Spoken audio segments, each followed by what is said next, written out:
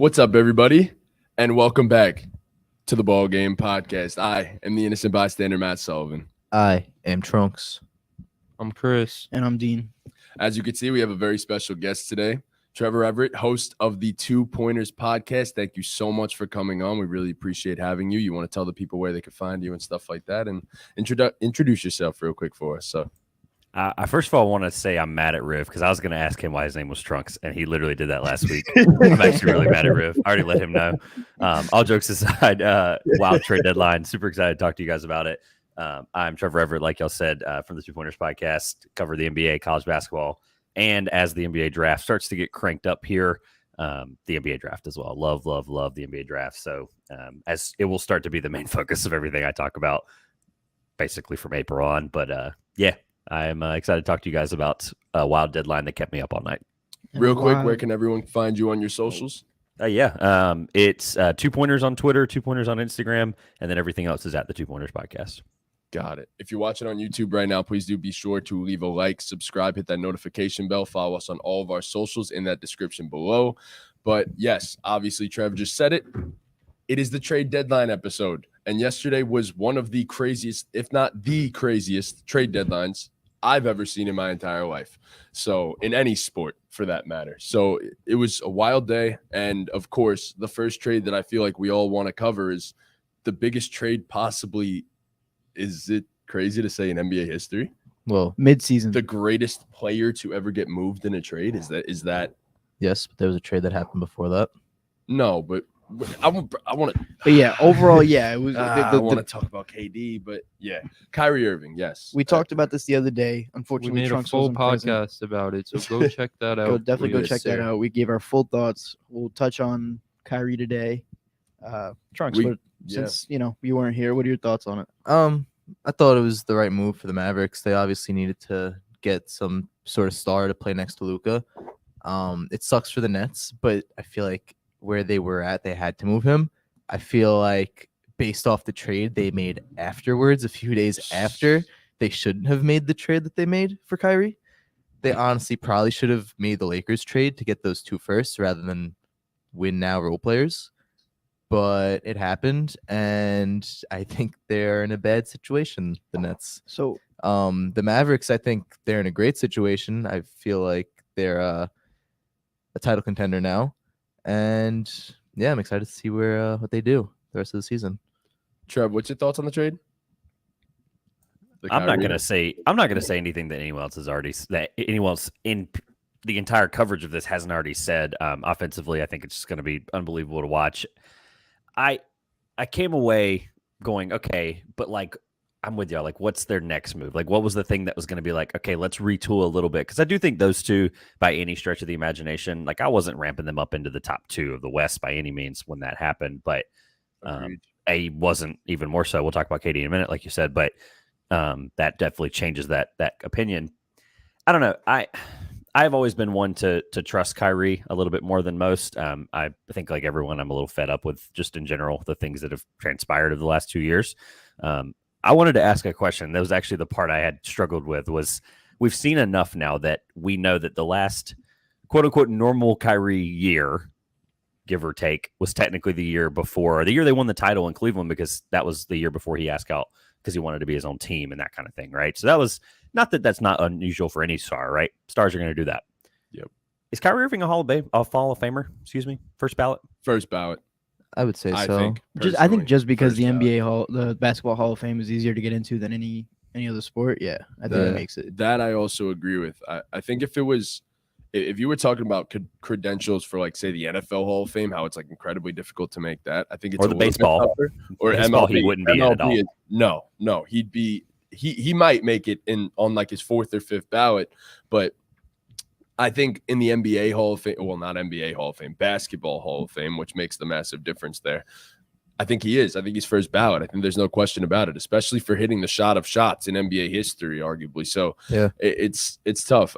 He is for sure, but this will taint how we look at Kyrie Irving, everything that's happened over the last few years. So it's tough. Yeah, he's definitely a Hall of Famer, though. 8-time All-Star, 3-time All-NBA, Rookie of the Year, champ.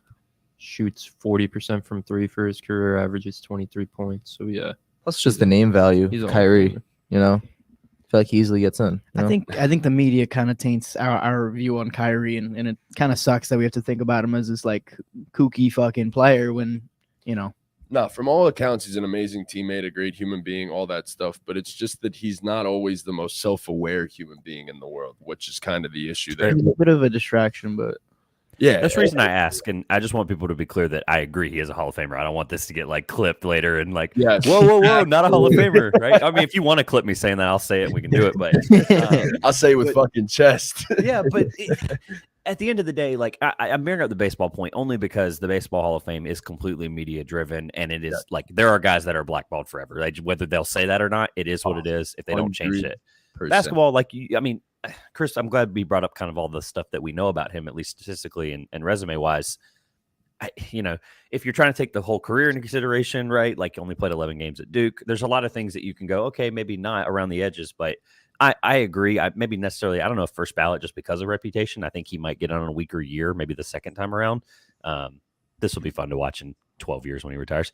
But at the end of the day, I just wanted to ask it because I know I'm not crazy. I know that that's something that shouldn't even be a thought, but yeah. I did have that thought after all of it. I'm like, okay, Mark Cuban, who I don't know, there's a lot there, but he traded for a guy that I just would not have ever imagined that happening. No, I agree. Honest to God, I thought the Kyrie Irving trade was one destination and one destination only. I thought it was the Lakers, and I thought he would pair up with LeBron again, and I thought that was it. I thought that the only team that would make sense for them to take the plunge and take the risk on Kyrie Irving was going to be the Lakers because of all the rumors and the fact that LeBron and Kyrie himself wanted to play together again.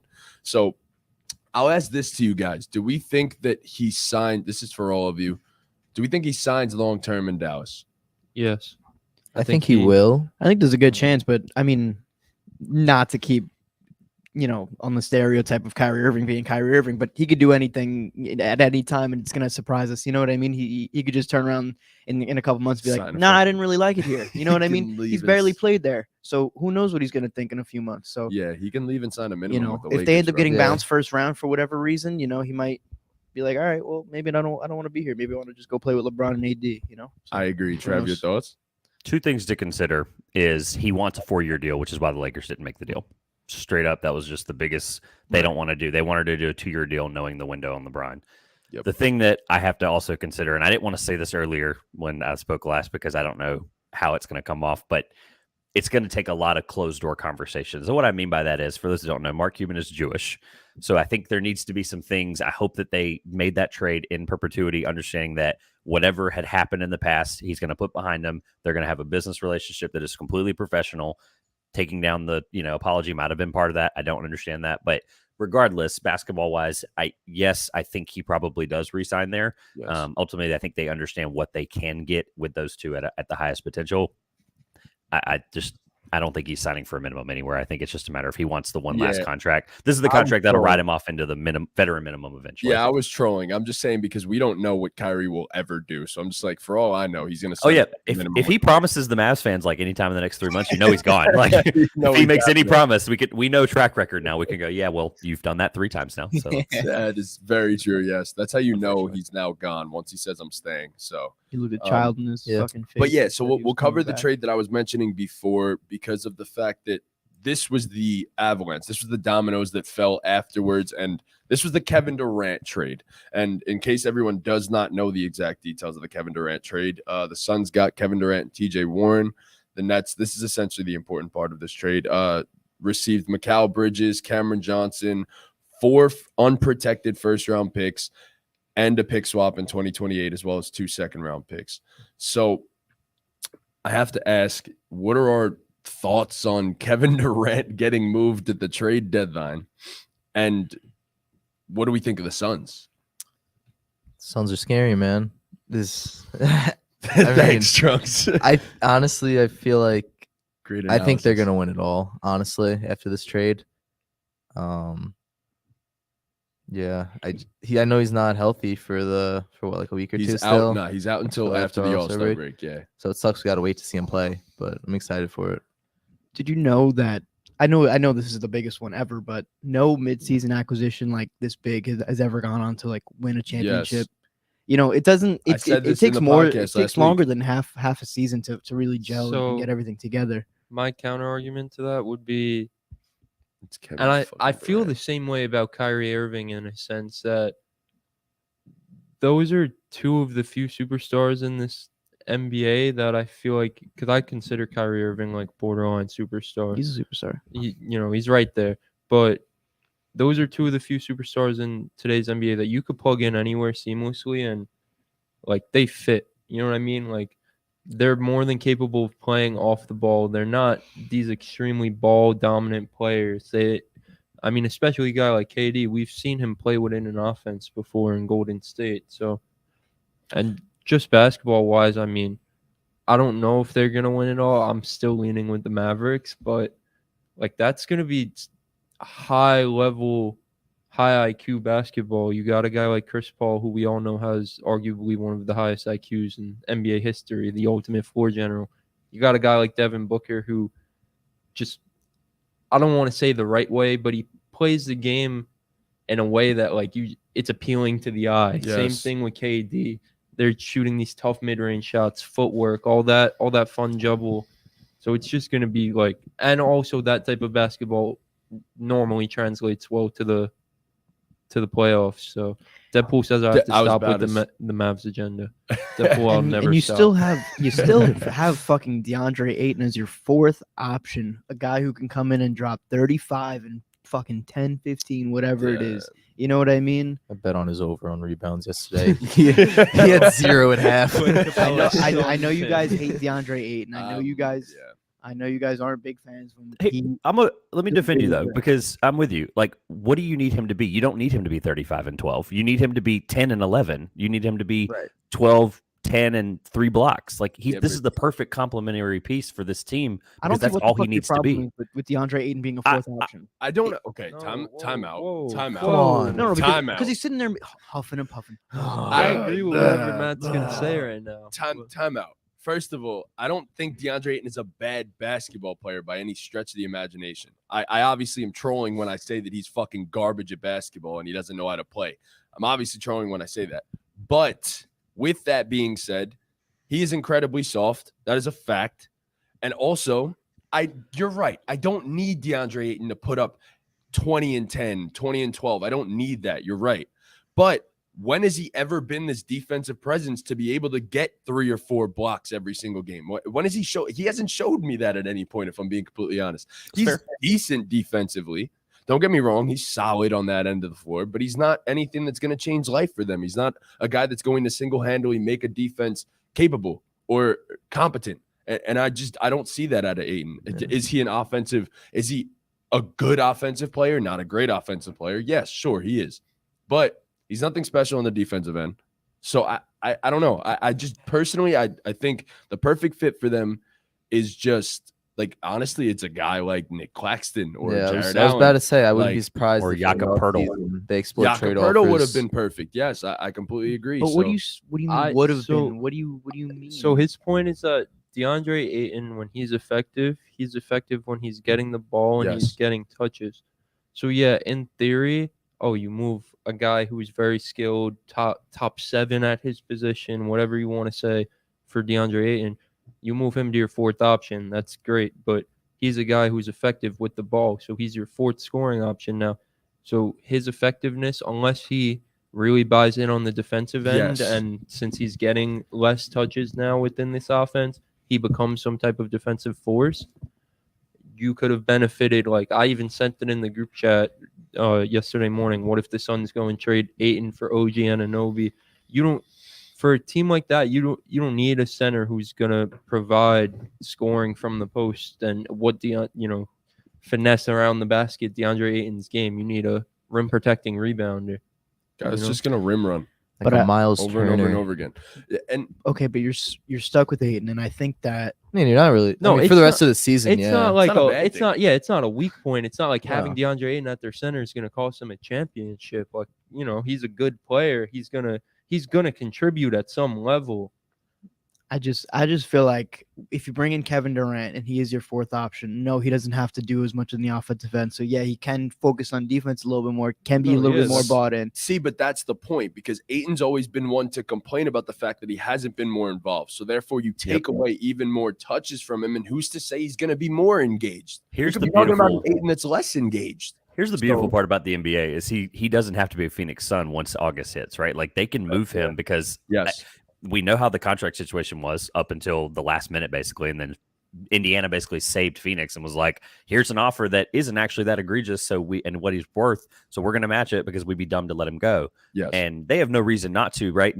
I've always been a guy that has backed up the whole new owner syndrome thing, right? Like I don't want to walk this back, but like there will be a clip that comes out in the next hour or two when we get done on my feed that I said on Sunday with the Kyrie Irving trade. I said if Matt Ishbia takes over, which he was not supposed to as of Tuesday, by the way, I don't know if people knew that he was not supposed to take over this team until mid-February, so it was going to have to be Sarver signing off on deals. But I was like, anything can happen, right? And if Matt Ishbia takes over, he's going to want his guy. He's going to want to build his team that he is now the owner of. He ended up taking a majority ownership stake. He's like 61% or 57%, which is a huge deal. So he ends up going and getting the guy, obviously, Kevin Durant. That was the obvious thing, which I love how we turned this into the DeAndre Ayton trade. But then he's like, okay, now he can retool and work with the front office and understand what they want to do. They'll get a good enough sample size to see if they flame out in the playoffs. They'll be able to know why, right? They're not basketball idiots in Phoenix. They know how to build a team. They've clearly done a great job with that, right? Devin Booker's an all-star. Chris Paul's obviously an all-NBA player, right? So I have confidence that they will figure it out. Do I think he's a Phoenix Sun come September, come October? Probably not.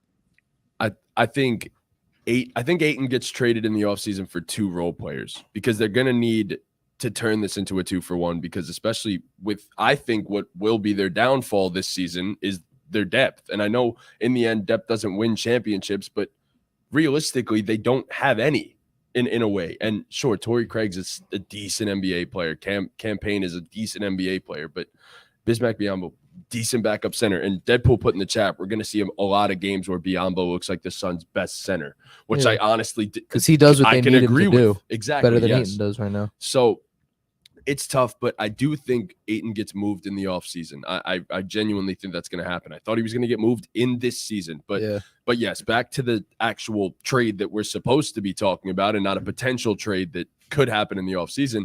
Kevin Durant changes life for the Suns and puts them back into like arguably title favorite contender, like in that range now. And people are looking at them like that, but I still think that I don't think this is the year for the Suns. And I don't think this is the year for a team that we just mentioned before, the Mavericks. I think this could be a one-year thing where next season the Mavericks can potentially win the championship with better pieces around Kyrie and Luka Doncic. And then the Suns could even get better in the offseason as well. So I just think there's a lot of You got to wait and see what happens with the buyout market too. Because there's a lot of guys that are getting there are bought going out. to be a lot of guys getting bought out. I think we as a basketball community are starting to overrate depth. Because come playoff time, obviously it matters. Like you want to have a complete team, you want to have a deep team, but I think come playoff time that shit starts to really not matter as much. I think it matters when you have a team that can be this injury prone with CP, KD, and of course, obviously D-Book. I mean, I feel like any team, no matter what depth you have, if you lose a superstar for your playoff run, you're probably not going to win. True. Yeah. You could have whoever you want coming off your bench, but if you lose a superstar talent, it doesn't matter.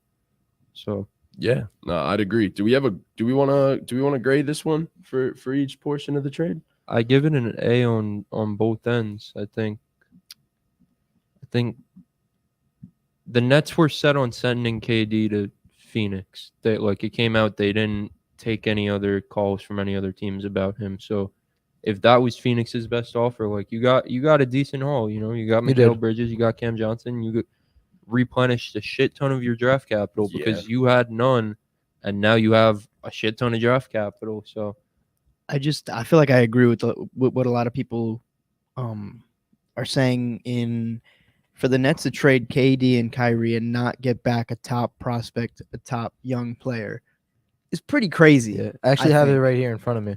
I know you got back a lot of draft capital, but I know the vision wasn't the same as it was Monday into Thursday when they traded Kevin Durant, when they traded Yes. there were two different directions, but within 4 days. Yes.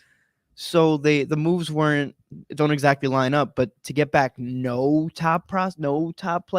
players The Nets between those two guys is turned crazy. KD, Kyrie, and James Harden into Ben Simmons, Seth Curry, Andre Drummond, Dinwiddie, Dorian Finney-Smith, Mikal Bridges, Jay Crowder, Cam Johnson, and 7 first-round picks. And the Nets don't have their own picks. It's a lot of role playing. They don't even have Jay Crowder. That's the funniest part. They just lost a piece of that Yeah. already. They traded him for what was Yeah. it, 5 second-round picks So, yeah. essentially. So Get rid of Jay Crowder, 5 seconds. yeah, it says it here. Yeah, and I guess it was a part of a 4-team trade. Yeah, I noticed that too. I Yeah. thought that was interesting. Wow. Okay. So yeah, Jay Crowder going to the Bucks, and then Pacers getting George Hill, Serge Ibaka, Jordan Nwora. Both, I think the top 2 were waived or they're getting bought out. And then 3 future second-round picks to the Pacers. Obviously, I thought the Bucks getting Jay Crowder. I mean, I know everyone's saying he hasn't played basketball. I don't care about the regular season. I'm worried about Jay Crowder can he be in shape for the playoffs? Can he be the version of Jay Crowder that we've seen in the past? Because I think if he is, the Bucks are going back to the finals and winning the finals. I said this last week on the Jay podcast. Crowder's the Yes, moving I that thought needle, I thought forever once they lost PJ Tucker that one move was getting that hard-nosed guy that'll just play defense on anyone and take that hardest matchup on a nightly basis, which allows Giannis and allows Brook Lopez to then just chill and swat everything at the rim and then funnel everything down low to them too. I just personally I thought them losing PJ Tucker was the end. Like I thought they weren't they were title contenders because they have Giannis, but I thought it was like they were lesser than what they were. Now getting Jay Crowder, I think they're right back, and I think they're the title favorites, in my personal opinion. I would disagree because this is the same Jay Crowder that was one of the biggest reasons that they weren't successful in that Dallas series. Chris is smiling ear to ear, probably it's because I mentioned how Dallas beating them, but does he swing them a couple of, maybe a game or two in a first couple of round series? Sure. But this is the same guy that, in the Western Conference Finals against Phoenix, shot below 35% from 3, a couple of times shot 11% from 3.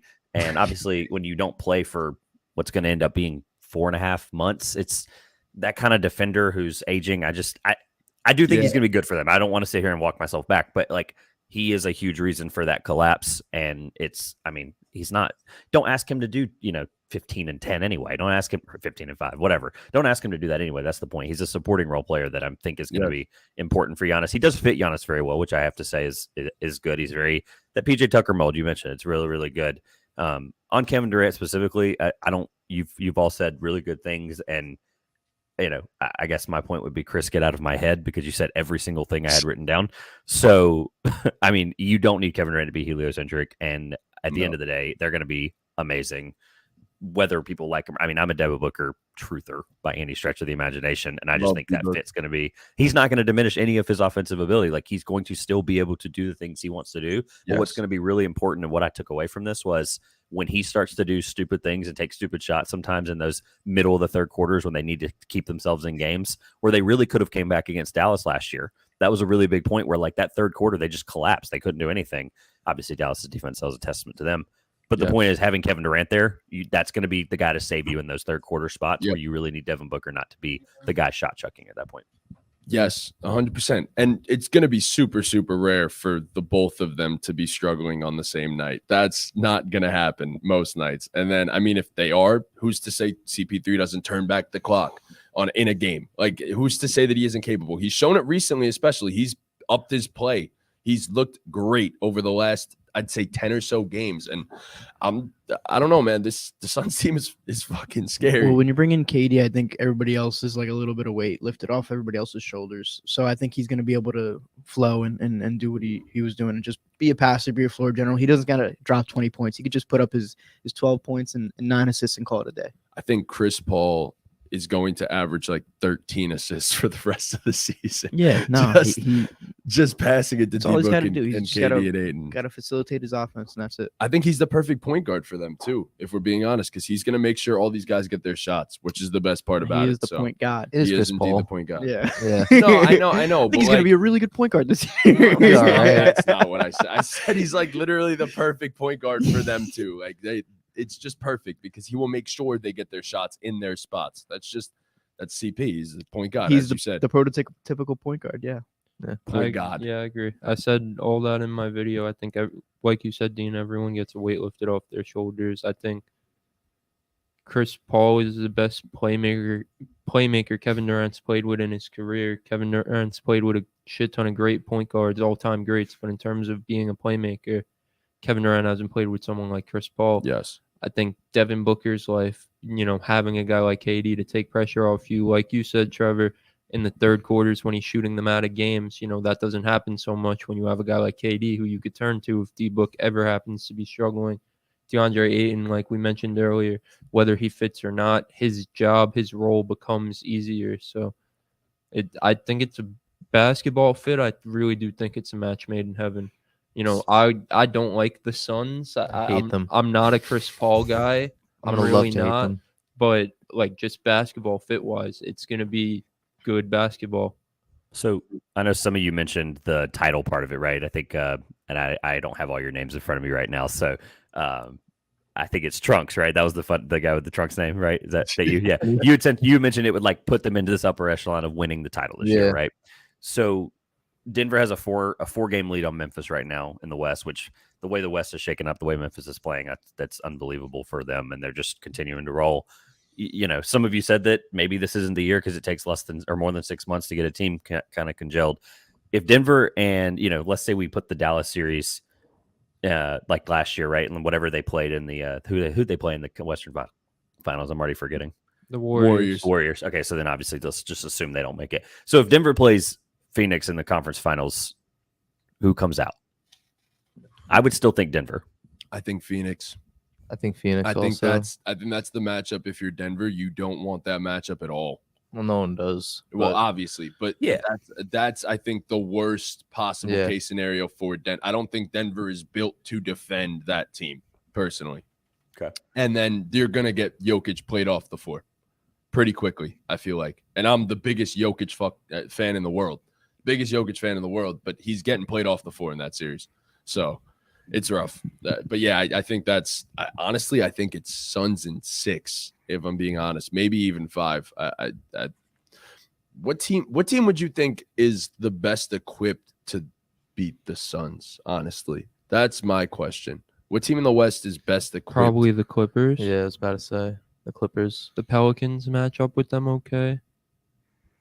Yeah, I Clippers, really do definitely. think the Mavericks match up with them. The honestly. Warriors. I was going to say Denver. With Gary Payton. You think so? Yeah, that's why I asked the question. I just Okay. I mean, it's definitely the Clippers. DeAndre probably. Ayton has. If you're talking defensive versatility wise, yeah, it's definitely the Clippers. Yes. But I think Denver right now, the amount of stress it's going to put on the Suns defenders, which they now have 2 less capable of in Cam Johnson and in Mikal Bridges, that is a huge blow to them. And not necessarily that's not who you need against Jokic. Whether you say we're letting Jokic do his thing or whatever, he's going to win playoff series by letting him do his thing. 35, 15, and 12 is going to win playoff series. I don't care what anyone says. He's that kind of gravitational player. And they're starting to really get Aaron Gordon just had 37 the other night. Yeah. That's actually last night.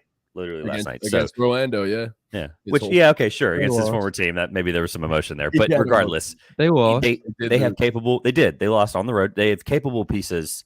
I think that they are going to. It'll end up being. We know the winner's going to have to put up 140 every night, but I think Denver right now is in the best position, and they are showing that they can be consistent when they're healthy, and I think that's important in the playoffs. Plus, when you go best seven, like someone said earlier, you don't need your best 12. Like depth in the playoffs is overrated. Depth in the regular season, yeah, Denver needs to keep this up and needs to play their 10 guys, and as they start to shrink that rotation, I believe in their rotation a little bit more long term. Yeah, no, I agree. Did you like I'm actually, we'll talk about Thomas Bryant later. I'll save that for later. But yeah, so grades overall, Chris, you gave yours. I'm giving honestly everyone involved in this 4-teamer. I think they all did well. Yeah. I think it's an I A agree. almost all around, if I'm being completely honest. I love every part of this. So Pacers just got involved just to get 3 second-round picks, essentially. So, Dean? This is the KD's treats. KD, Nets. I don't love it for the Nets. I'll give it like a B- for the Nets. Just how everything went down. With the picks they got back, I'll give them the B. Bucks But- getting Jay Crowder. Any thoughts on that? That's an I'll give it A minus. Obviously the Suns getting Kevin fucking Durant. That's an It's A an plus. A That's an A plus, yeah. plus. Yeah. So, Trev, what's your thoughts? Final thoughts on this trade? So yeah, we didn't touch on the Nets too long, but the Pacers getting, I mean, essentially, I don't know if they'll buy George Hill out. There's too much of a logjam at point guard there, but Serge Ibaka is getting bought out. They got Jordan Noir as well, which I think is a really good piece for them as a young team. But yeah, I would give them an A because they swooped in and were like, "Can we have 3 second-round picks in cash?" Sure, like A plus for the Pacers. Bucks getting Jay Crowder. I guess based on my comments earlier, I have to say B or B minus. I think the Nets trade, because of Mikal Bridges and Cam Johnson and seeing how they retool, giving the assumption that they can retool around these guys and kind of figure out this roster over the next 12 months, going to be my favorite thing to watch over the next couple of months. But I have to give them a B minus. We just don't know what those picks are, and they're also 5 to 10 years in the future. And then Kevin Durant, easy A, but I'm going to say A plus because they got TJ Warren. We can't just forget about that. Like TJ Warren, that's a rotational piece that is getting healthy at the right time. Shout out TJ Warren, the local guy here for me in North Carolina. But love TJ, and I think that's a really, really great fit. I think it's dumb that they didn't just use, even though it's the old threads. I think whatever you would call it in the graphic world, but they literally put him in his Brooklyn jersey in that potential starting 5. I'm like he played in Phoenix in those jerseys already. Like, can we not just be lazy and go find a picture of TJ Warren? Anyway, A plus for the Suns. Even Darius Bazley is gonna get some minutes in Phoenix. Yeah, Darius Bazley. I forgot about that. Yeah, That's right. He's That's also a really good. That's talking about wing defender. That's huge. Yeah. Yes, Yeah, for we'll sure. talk about that. I didn't talk about the Bucks. I give the Bucks, like you. Yeah. I agree with you. I give them like a B. I said it in our little group chat yesterday when the trade happened. I don't think Jay Crowder is who people think Jay Crowder is. You kind of touched on everything. Yeah.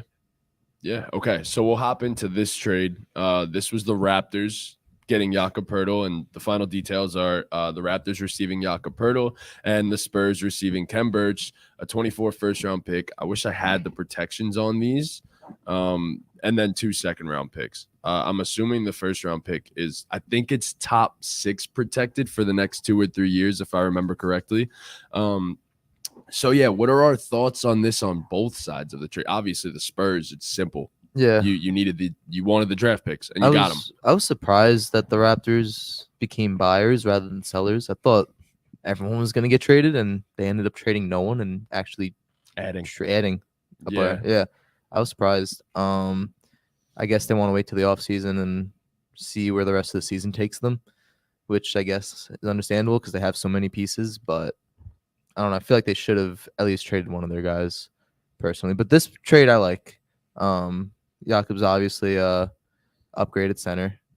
They needed him. Yeah, they needed him. I tweeted this. So I said that the Raptors, I feel like they weren't getting on the market what they thought OG and Pascal what they were worth. Nobody was offering what they thought that they were gonna get. So in turn, they're like, all right, fuck it, we'll just wait until the offseason, sort out whatever we got to sort out, see where the NBA landscape sits at the end of the season. Because mid-season, it's crazy to trade 3 of your best players mid-season is a lot to fucking do. You know what I mean? Like, you really don't have time to sit and think about what you want to do as a team. So when you go into the offseason, you have a full offseason to think about it, see where guys are going to land in free agency. You have time to think about a trade. Way more offers and stuff like right. that. So it was really a pipe dream to think that the Raptors are going to get rid of Fred, OG, and Pascal. I didn't think they were going to get rid I of thought Pascal. Pascal was staying. Yeah, I I thought but even Pascal if was staying. even 2 of those guys, definitely is still thought a OG lot. was going to get traded, though. Me too. I feel like everyone thought that. But definitely you could saw still that, yeah. trade him in the offseason and probably get a Yeah. similar package anyway. So If not more. Same with the rest of those Exactly. guys. Yeah. exactly, because everyone's gonna want a 3-and-D wing like OG Anunoby. So, and it might even grow larger if you see the Suns dominate. So it's just gonna make the whole league adjust from here on out. You might get more, as I you think said. props to the Raptors for staying patient and not just selling out. Fair. I personally would have just Blown it up. thrown everyone out of there. But why would you do that mid-season? For I'm what? with, Orlando's the only team in the last decade to do that. So I mean, it's is rare for a team to do that. So I'm with Dean, right? Yeah. I wish I had all your names right here. I'm so Oh, bad good. with names. It's okay. But no, regardless, and I want to make sure I'm addressing whoever said the point properly. But at the end of the day, like can we really doubt Masai Ujiri? So it's like, Exactly, no, yes. no. that's why I'm like, okay, sure. Like I really thought OG was gone to the Warriors. It just it was everything I had heard, read, seen. I thought it was done. 259. Those 5 second-round picks end up getting him another deal we'll talk about in a second. I thought it was going to be OG, but yeah, I don't know. This is not the team I thought Pirtle was going to. I thought there was too many contenders that needed Pirtle who had trade exceptions. I'm going to continue to hammer the fact that Denver had a trade exception that was literally to the $100,000 fit his contract. Like, what are we doing here? To get rid of Bones, you end up taking 2 second-round picks in. If it costs you a 24 first, which Denver has, it costs you 2 second-round picks. You got 3. I just don't understand if that's the price for Pirtle. Denver, come in and just like swipe him up. That changes everything in the West for them because that's a capable rim defender. It's the only thing they don't really have right now. And DeAndre Jordan's just a shell of himself. So that is all I have about the Pirtle trade because at the end of the day, not the team that I really thought was going to happen. I'll be honest. Whether they were buyers or sellers, it doesn't matter. But it just, somebody was going to pay him. He's going to get paid. People are going to be floored when he gets his contract in the offseason. That is why San Antonio wanted to get rid of him. Who cares about the picks? They didn't want to pay the guy. So it is what it is. He went to a place where he's going to get paid. Agreed. Masai wanted his guy back. Yeah, I pretty much agree. The Raptors, it's tricky because it really doesn't move any needles. Obviously, they have a gaping hole at center, so like he helps there, but they're not competing in the East with this roster as is. So it should be because they traded for him to pay him in the offseason. Like they're gonna pay him. So now that's another guy who you have under contract. Yes. So that means Fred and Gary Trent are essentially gonna get signed and traded in the offseason. They're gone. So my only question for the Denver fit was this. Obviously, you don't operate with the fact that a guy would be getting only like 16 to 20 minutes a game, but that is what Jakob would be getting if he were to be traded to the Nuggets. And it's in a way, I guess they're kind of looking at it as, should we really trade a first round pick for a guy that is going to get 16 to 20 minutes and then be a free agent in the offseason and leave? Yes. I agree with that. But I'm just saying how it could be looked at. I'm playing devil's advocate here. I'm essentially saying where the other side of the spectrum would be for them in terms of their thought process with this whole trade. But you ended up getting a guy that was an offense first center instead of a guy that we thought was a perfect fit for them. Your offense doesn't have to change immensely. Obviously, you can't really post score like that, but it doesn't have to change immensely. You can run an offense through a center like Pirtle because he has that passing ability. But I don't know. It's tough. I didn't love it for the Raptors. It just didn't make sense to me. I thought the Spurs did incredibly well, if I'm being completely honest. Did exactly what they were supposed to do. Exactly. So I'm giving the Spurs an A, and I'm giving the Raptors like a C minus, honestly. I agree. So just a confusing trade for them. It doesn't move the needle for the Raptors, as you said, Chris. So, yeah, I think that's about all for that one. Of course, we didn't get the chance to touch on this one, and this one was a massive trade as well. So the Lakers trading Russell Westbrook to the Jazz in a 3-team deal here. So here we go. The Lakers get D'Angelo Russell, Malik Beasley, and Jared Vanderbilt. The Timberwolves get Mike Conley, Nickeil Alexander-Walker, and 3 second-round picks. And then the Jazz get Russell Westbrook, Juan Toscano-Anderson, Damian Jones, and only one 2027 first-round pick from the Lakers. And I believe it was top 4 protected. Yes. So, all right. A lot to break down here. We'll start with the Lakers. What is everybody's thoughts on the Lakers? Great part trade of for the Lakers, especially getting Jared Vanderbilt. They're getting that defense that they need very badly. Kind of ties in with the Thomas Bryant trade. Having a very bad defending big man. Now you're getting a very good one. And another one. Yeah. But I think this instantly makes them a way better team. I'm excited to see what they look like. You said it the other day when they made the trade. You were like, I think this puts them into like a new tier. I genuinely do. Yes. I think it could. What tier did you say? I'm going to be honest, and this is fucking crazy, but I might be the only person that says I think this makes the Lakers a contender. No. I think there's just too much ground to make up. I personally think this makes the Lakers a contender again. Like, not a chance. The moves that they made at the deadline, they did make really good moves. You added everything you needed. Nah. It's tough. We gotta see what the team looks Not like, this, bro. At least see one game of them before we say that. No, I know, I agree, which is why I'm saying it because it's a hot take right now. But They're They did a 13 games very out of good first job. place. They're 2 games behind the fucking OKC Thunder. You Yeah, motherfucker. I'm not disagreeing with that. That you're 100% right. Yes, as of current standings, yes, they are not good. They're very bad, actually. And I get what you mean. Like, in my personal opinion, if the whole team's healthy and these pieces do end up fitting and they look like a good team, I think even if they get in as like a 7-8 seed, I think they could beat anyone. Yes. I do think that, but we got to see what they look like first. No, I agree. I got to see what they look like before I say that they're a contender. I agree, but that's why I'm going out on the limb Yeah. and saying it. I 'Cause do wanna think- I want to yeah. be the guy that said it No, before everyone else. I do always think that 'Cause I if you have believe it. LeBron and AD, you have the potential to beat anyone, and Yes. they just got a lot better as a team. So yeah, I could see what you mean. Yeah, I mean, you added D'Angelo Russell, who honestly over the last couple of months has kind of essentially gotten ready for playing next to LeBron. I mean, Anthony Edwards is taking the ball a lot more, especially recently. And D'Angelo Russell's usage rate has dropped. And in terms of playing off the ball, he's been shooting incredibly well off of the ball as well. So I think obviously LeBron is the best at creating those open 3-point looks, and D'Angelo Russell will feed off of that. And he'll probably run a lot of the second unit, which I think is perfect. Next to a guy, possibly him and AD staying on the floor together and LeBron coming off. D'Angelo Russell brings them that third player that I don't need him to be elite because I have 2 of the best in the league already, but I can use 15 and 7 from him with a decent 45% shooting from the field and 38% shooting from 3. Yeah, that's the Malik- biggest thing. They got shooters too. Exactly. Malik Beasley is the type of guy that'll run off screens and just fire away. He's never seen a shot he didn't like. Jared Vanderbilt is the wing defender that you needed to add. And he's also elite at protecting the rim as well. He's one of the most versatile defenders in the entire NBA. And then, of course, Mo Bamba. We can't forget about that. You traded essentially. Can't forget about Mo Bamba. You cannot forget about Mo Bamba. The man has a song named after him. Damn right he does. So he's a rim protecting big that can also stretch the floor. He has the side of the ball that Thomas Bryant didn't, which is a big difference as well. So personally, yes, I'm going out on the limb and I'm saying that the Lakers are title contenders this season. I love it. All right, I so hope they are. I hate it. So I hope they Damn. are. so Mo Bamba, there's a reason why Mo Bamba wasn't getting minutes on a young Orlando team. Mo Bamba is not important for this Lakers team.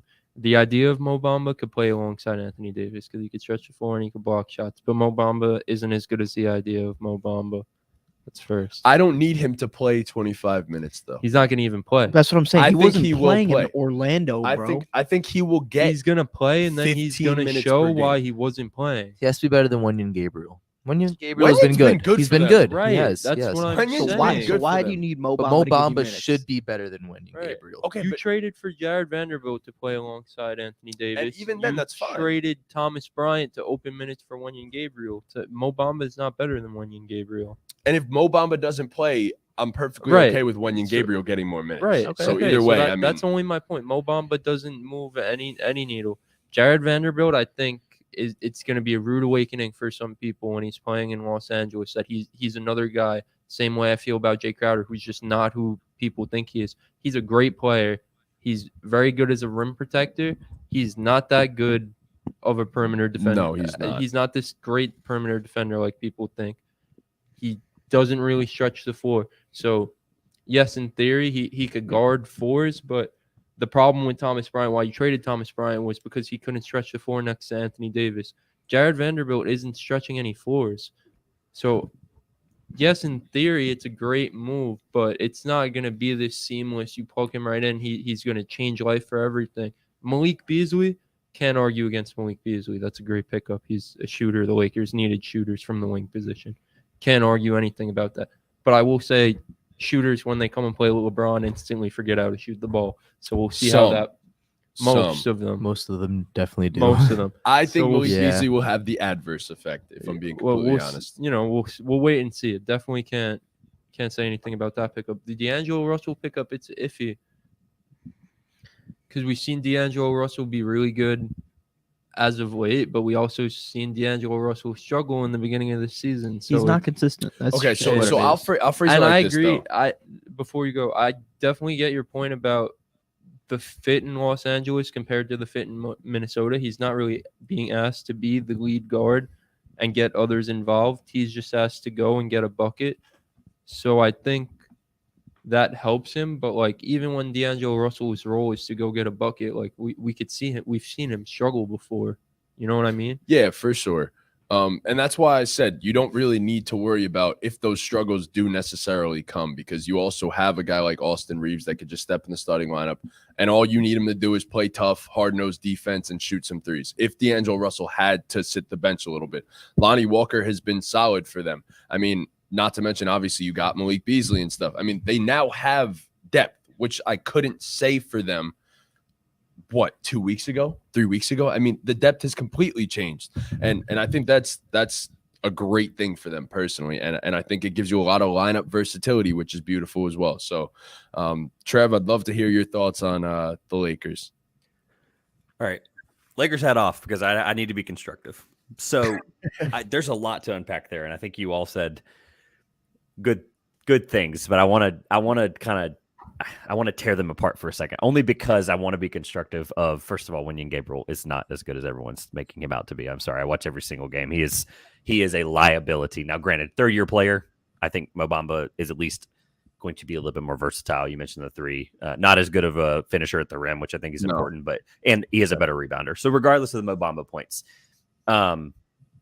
Jared Vanderbilt is like that, that girl at the bar that you're eyeballing for 3 hours, right? You're leaning on the bar. You're like, should I go talk to her? She's the pretty girl in the corner of the bar that you're like, and my wife's probably going to watch this, but pre that stuff, right? But he really is like, so when you made a point and you were like, hey, he's the guy who's going to be rude awakening for fans that might not casually know who Jared Vanderbilt is. If they don't, shame on them. But he's going to be really, really impactful for them. He's going to end up playing tremendously more minutes than people expect. Malik Beasley, he's for me, I'm in a bunch of fantasy basketball leagues. I think I pick him up 4 times a week. So I just in and out of the lineup. He's going to be a guy that we might see play 25 minutes in one game. We might see him play 4. Yep. He's going to be a guy that we don't know what he's going to be yet, because I really don't understand. I understand what his role is as a player, but we're not even talking about the Obama thing for a second. I don't care what anyone says. I have seen enough of D'Angelo Russell, that, for God's sake, he's the only Laker jersey left in my closet right now. Like, I don't know why I still have it. It's still in there, right? He was on the team already. I got to see what he was as a young point guard. I think he's learned a lot in other places. I think he's done a really good job. However, if all I'm asking him to do is be an off-ball scorer, then yeah, it's an upgrade over Russell Westbrook, but we'll talk about that in a second.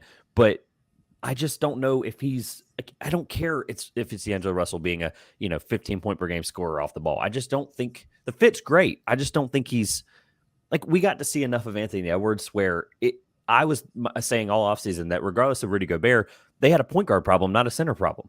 Right? Karl Anthony Towns still a capable enough defender. We don't have to. I was in the chat when that Karl Anthony Towns debate happened. Okay, we don't have to go down the Karl Anthony Towns route again. I was in the chat for that. I don't want to do that again. But D'Angelo Russell being an off-ball scorer, I'm just not in love with it, and I don't think it's going to be impactful enough. And I don't think it's going to.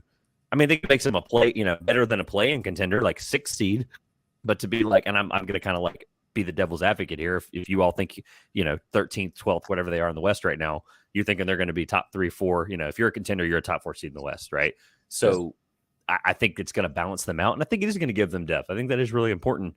But for all that stuff about Russell Westbrook to come out, I can't hear that, and I can't think that it's true, because whether he is that kind of guy or not, everything we know, I think his image is being clouded, and I'm really frustrated with some of the stuff that people are. The sources say of the Lakers. The sources said that he was a vampire in the locker room. I don't care what Dave Minimick says. That's just not who he was on this team. No. He was started to get frustrated with the trade rumors like anybody else would. Yes. And at the end of the day, he is a guy that even if LeBron, people are going to find these clips of him talking to him on the bench and whatever, and I'll close up here. But it is really frustrating to see. Now, granted, do I think this is an upgrade of a move? Absolutely. I am not naive to that. I get it. But he embraced the 6-man role, and obviously he was a liability when he came in and they played together as a group, which is hard to do in the playoffs. You can't basically just have him be a 6-man the whole playoffs and then not play him in crunch time. That's just not what's going to happen. So at least you have 3 guys you can play in crunch time. There we go. Yeah. No, I agree with every point you made there. 100%. I'm frustrated either way. Yeah. So a lot of things being dropped in the chat right now. That I'll read. Deadpool said D'Lo works best off ball, and if you look at his time on the Warriors and his time when Ant became the main ball handler on the Wolves, he was playing the best he ever has. Also, I will state that the biggest thing with D'Angelo Russell throughout his career is the reason he's become so inconsistent at times is also because he was never able to stay on the floor, especially recently. He's been so injury prone, especially recently, missing a bunch of games. Well, not this season. He's stood healthy, and therefore this is why you see his most efficient season of his career. And you love D'Angelo Russell, that I know. Wish but- he was a Knick a do. couple years ago. So I don't think he's going to just be put in this off-ball role. I think there will be a lot of times that LeBron maybe not defers to him, but gives him the opportunity to get himself in rhythm and dribble the ball and run pick and rolls with Anthony Davis. I think LeBron will be more than willing to take that step back a little bit right now in the regular season, and then in the playoff time and in crunch time, take over when he has to now. So I think it's perfect. I think it works perfect for them. That's why I think this team is a championship contender now. You mentioned the chat, by the way. I want to point out one thing that O'Sleazy said about Vanderbilt's role. Sleazy's in the chat. I'm sorry, Sleazy. No, you're good. And I don't know. Y'all know. It sounds like y'all know who it is, but I have to I don't want to tear him apart. But that second comment, I'm with you with the Vanderbilt's going to play The hitting Matisse open Thybulle. shots. Yeah, no. Hitting open shots on Matisse Thybulle? He got traded because he couldn't do that. He wasn't playing for Philly. He's shooting 43, 33, and 75 on less than 5 attempts. Like, bro, what? Hitting open shots? No, I agree. Yeah, no, open shots are not exactly Jared Vanderbilt's thing. He's not going to be. That's why. No, I'm talking about Matisse Thybulle. No, Jared Vanderbilt can at least shoot them. Matisse Thybulle is not a good offensive player. Yeah, Matisse Thybulle is one of the worst offensive players in the NBA, but Jared Vanderbilt is also not very good in terms of shooting open shots. No, but that is yes, I'm with you. But he makes his money on the offensive end in other ways, such as offensive rebounding. He's a very good offensive rebounder. But yeah, Matisse Thybulle is just a complete and total negative on the offensive end of the floor. It's not even close. But O'Sleazy said the Kings and the Grizzlies don't want to see the Lakers in the first round if they stay healthy. I agree. I don't think any team wants to see these Lakers in the first round, if I'm being completely honest. So LeBron and Anthony Davis are not going to be fun to go up against. So hopefully everyone stays healthy. And Deadpool said hopefully Vando can make the jump that GP2 was able to make shooting corner threes. But we haven't really, he's been all right this season in terms of shooting the corner three, but I don't know. I don't know if I'm going to rely on Jared Vanderbilt to make some corner threes the rest You of also the don't season. need to, so it's fine. It's fine You too. do need to, though. definitely They do. do. They need spacing. Period. That Thunder game was awful to watch. I understand LeBron was going Yeah, for that it. was, Like, that was record. painful. I love It was Jared so bad. Vanderbilt. I think he's a really good player and he has a place in this league. I don't think his place is playing alongside of Anthony Davis and LeBron James. I don't think the fit is just as seamless for him as everyone's making it out to be. I think he's a really, really, really good player, though. Like, I don't want to, I'm shocked that Utah moved him. I really am. Me I'm too. shocked Utah moved him. Me too. I thought he would be a guy that could be a staple there, if I'm being completely honest, especially because he's young. But okay, so that was one part of the trade. That was the main portion of the trade. Of course, I do want to touch real quick. The Jazz, I don't really want to go deep into. I don't think anyone here really does. Basically did it for a first round pick. But which was crazy because I thought they could have gotten more. But I'm surprised it wasn't both firsts. But yeah, but with that, like with protections on it. I'm not obviously, questioning but Danny Ainge at all. Yeah. Not going to question Danny Ainge. He's one of those guys, like you said, with Masai Ujiri. I'm not questioning Danny Ainge. They were also at the mercy of what the Wolves needed to do as well. So they had to work it where there was no way that second round pick was coming. If anything, that second round pick was going to Minnesota. I agree. So we'll speak on Minnesota's side of this trade now. What do we think about them getting Mike Conley? Obviously, the Nikhil Alexander-Walker part of it is, I think it's a kind of interesting flyer there, if I'm being completely honest. I still think there's something there with Nikhil. And then 3 second-round picks. What do we think of that side of the trade for the Timberwolves? I just think Mike Conley's a way better fit than what D'Angelo was doing in Minnesota in terms of being able to get other people the ball and being a playmaker that they need him to be. Bingo. Agreed. I agree. Agree. 100%. I just don't love that they That was got easy. older. Yes. That's the only thing. Of course, there's that, but you have so much youth on this team Yeah. in a way that it's like You it's need someone okay, there, and you yeah. can open up your maybe not title contention window. They're probably not No. title contenders at all. Definitely not. But Mike Conley, also an underrated aspect of this trade. Who does he have chemistry with? Rudy Gobert. Yeah. Therefore, that is going to help immensely. Last season, Mike Conley and Rudy Gobert were an elite pick and roll duo together. Like, whether you want to admit it or not. So therefore, him coming back and joining Rudy Gobert is going to help immensely. That will get Rudy more involved. And of course, he's a great off-ball shooter. So Mike Conley was just a perfect fit, and he doesn't need the ball in his hands all the time, but when he has it, he's effective. So yeah, I mean, I think it's that simple for the Timberwolves. I think it was the perfect swap. I think you needed Mike Conley, and there you go. So I've always said, not to keep talking about D'Angelo Russell, but D'Angelo Russell's kind of more of a two. more of a two And he's been forced to be a point guard with most of good his career. playmaking ability. And Yeah, it kind of isn't really what he's supposed to be doing out there. Anyway, sorry. no, Just I wanted to say agree. that. You're 100% right. So, all right, the next one is this is staying on the Lakers, honestly. So the Nuggets had Thomas Bryant in a 4-team trade. The Nuggets got Thomas Bryant. The Lakers got Mo Bamba, Devon Reed, and a second-round pick. The Clippers got Bones Highland, and then the Magic got Patrick Beverly, who I'm assuming they're going to buy out, a 24 second-round pick, and then cash consideration. So Yeah, he's getting bought out. You already said it. It already said it? It Okay, didn't cool. happen yet, but Pat Bev is going to help someone big time. Yeah. I think he's going to help someone big time. I saw he might go back to the Timberwolves. I would love that. Yeah. I would love to see that Cool. happen. Bring it back to LA. I don't know if that's even illegal or not. I really don't. Is that like No, I legal? think you I can. don't think You- you, I think I you don't think can. you can. I don't think you can Oh, either. I think it there's a has rule to be. against There's that. like a window that it has to Yeah. be in, and yeah, I was trolling, but like he was. I've It never would said make this sense. publicly, but I've just hated Pat Bev his whole career because of the way he acts and stuff.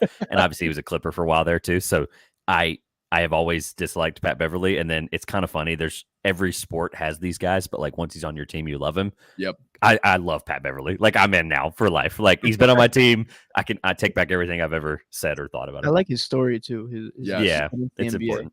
Yeah. Pat important. Bev is, and all of his interviews, he's cool as fuck. And I absolutely love Patrick Great Beverly. pod too, by the way. Yeah, Yes. this podcast is dope. Mhm. Absolutely. He's honestly one of my favorite players just because of the defensive mentality and the fact that he grinds for everything. So I love Pat Bev, man. But anyways, yeah, the other parts of this trade, what do we think of the Nuggets and their backup center now and Thomas Bryant? Mid. Yes, I agree. Completely There were agree. other guys out there for them. Yeah.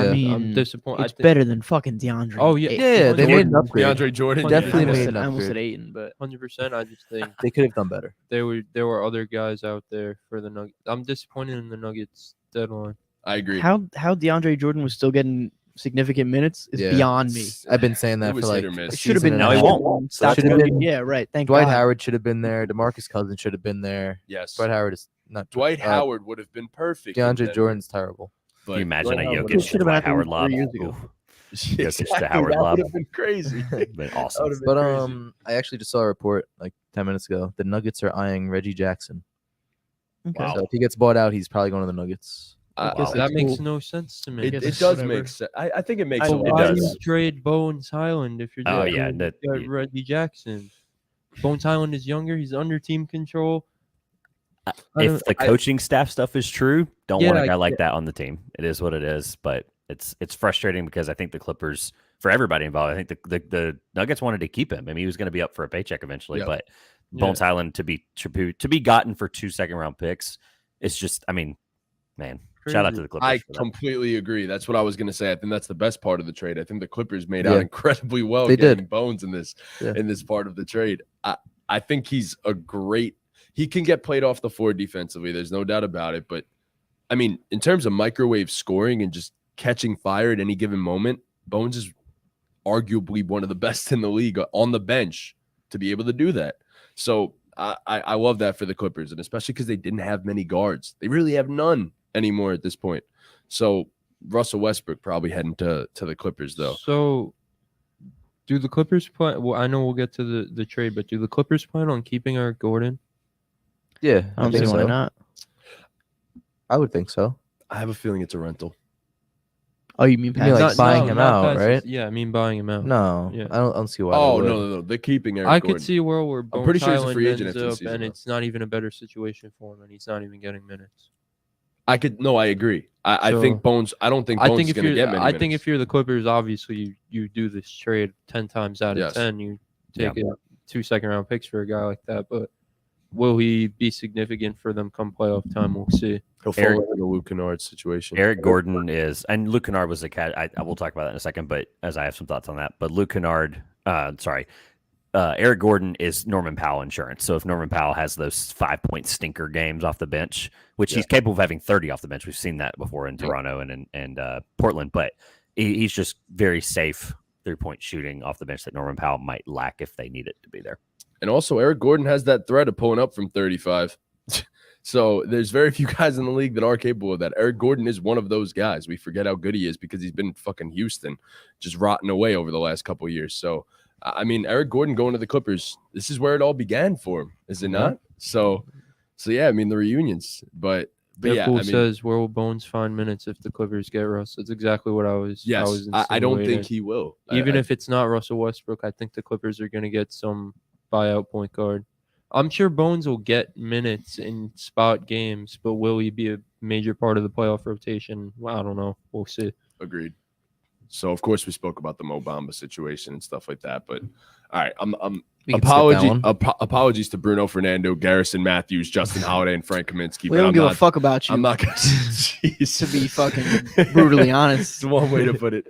All right, we'll cover this one real quick. The Suns and the Thunder get a trade done. Darius Bazley goes to the Suns, and the Thunder get Dario Saric and a 29 second-round pick.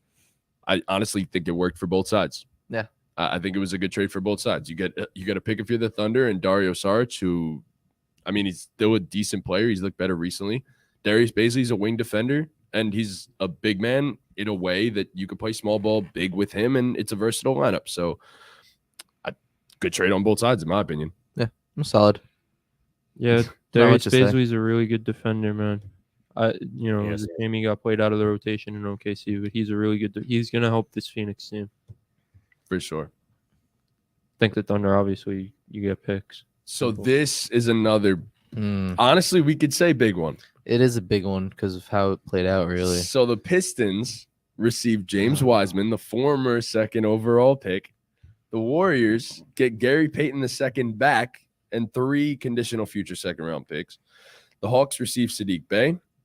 And the Trailblazers receive our boy, Fortnite, Kevin Knox, and 5 future second-round picks. Kevin Knox. Let's go, Kevin. So God, He's going to damn. shine there next to Davis. he shoots the shit out that corner 3 ball. So, Wow. So can almost every NBA player in the so that's fucking not- league. I don't know who said it. in God the, damn. Batiste eyeball can't. exactly. Teams can't. No, you're right. I don't know who said it in the group chat yesterday when it went down, but it's basically like the Warriors drafted James Wiseman drafted Gary Payton second overall. Yeah, I said that yesterday in Like, the chat. I go, They Gary like Payton's cool, drafted like second. technically, yeah, where they're at, it's a good move, but like, man, it sucks for them. Like That yeah. they They could have had like LaMelo uh, Ball. Yeah. Anthony could have Edwards. had him. Nah, They you could have couldn't just have had Anthony re-signed Edwards. Gary Payton. Man was and- gone. He went first, right? Edwards Yeah. went 1. Yeah.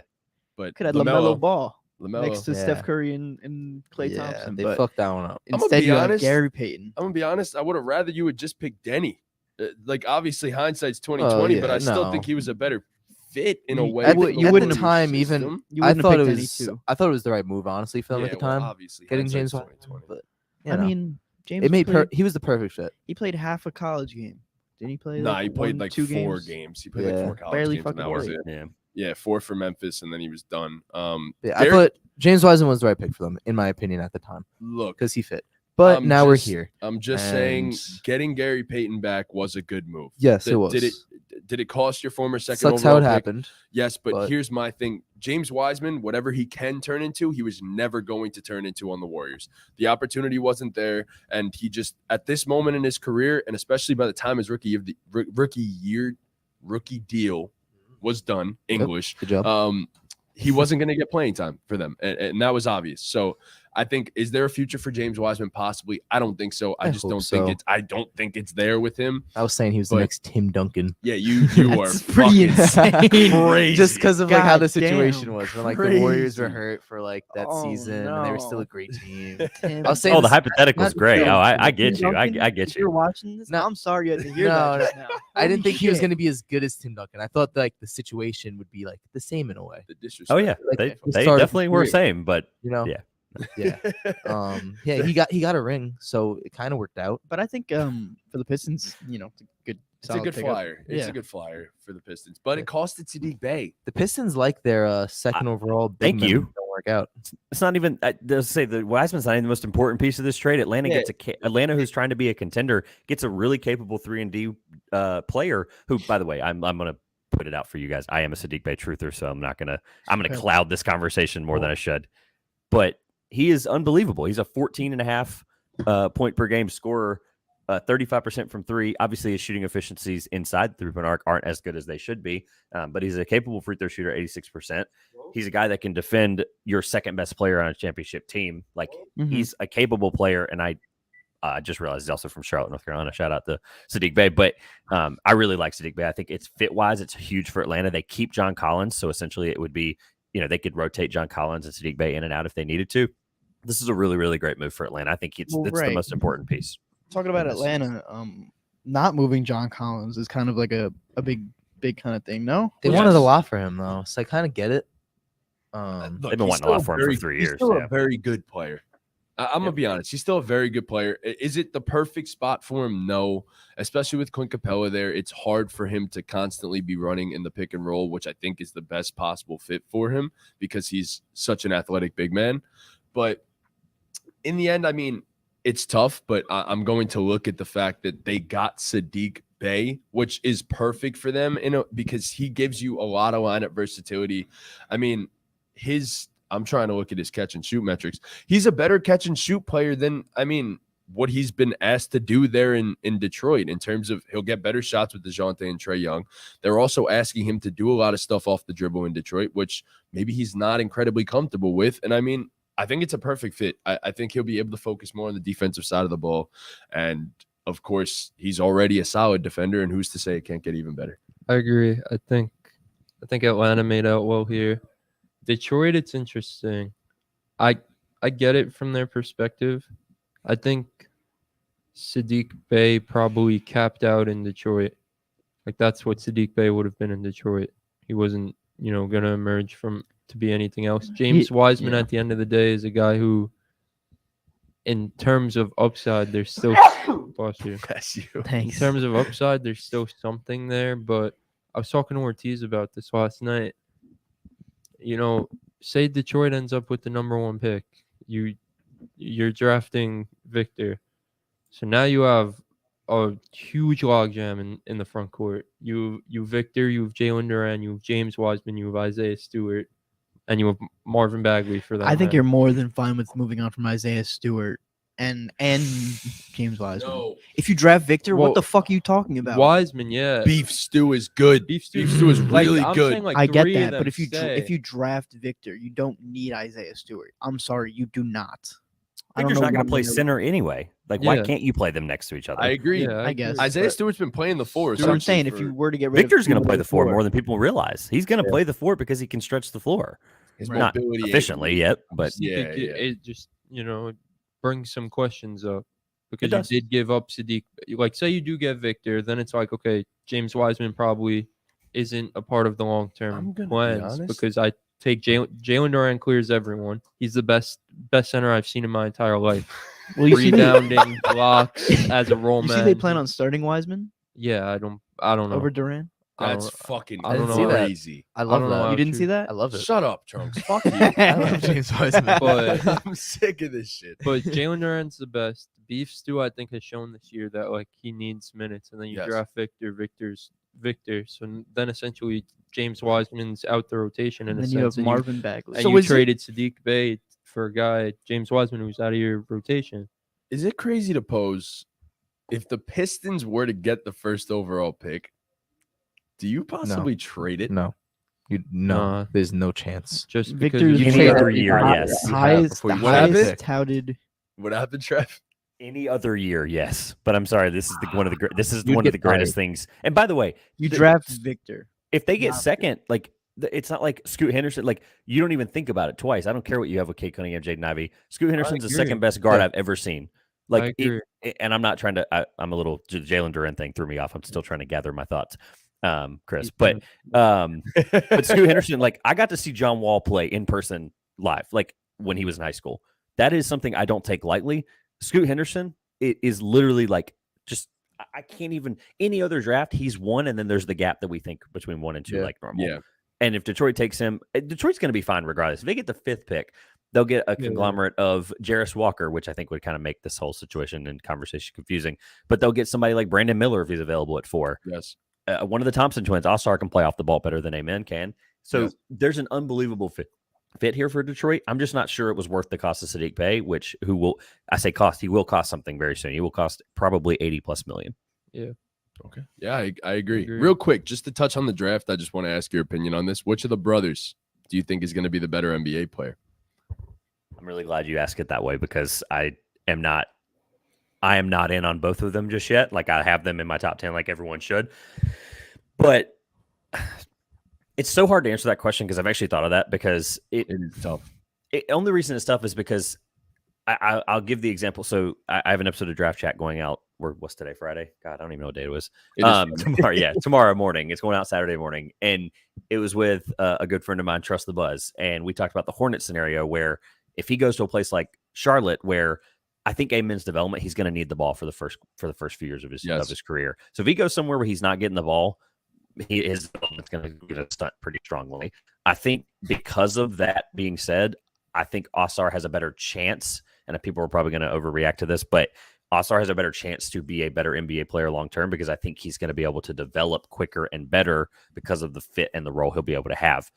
By all means, they're both horrible shooters. I get that. The form's there. Things are coming together, right? They're going from 21% start of the season to now 27, 28, 29%, depending on some of those games. But I think Amen is going to end up being an incredible player, but I think it's going to be really, really, really dependent on where he goes. He goes to Detroit. I just don't know what he's going to do. I don't like the fit there either. I don't like the fit. By the way, you look at the top, I don't like the fit in most places in the top 4 to 5. I really don't for Amen. I hope he's the guy that falls. San Antonio.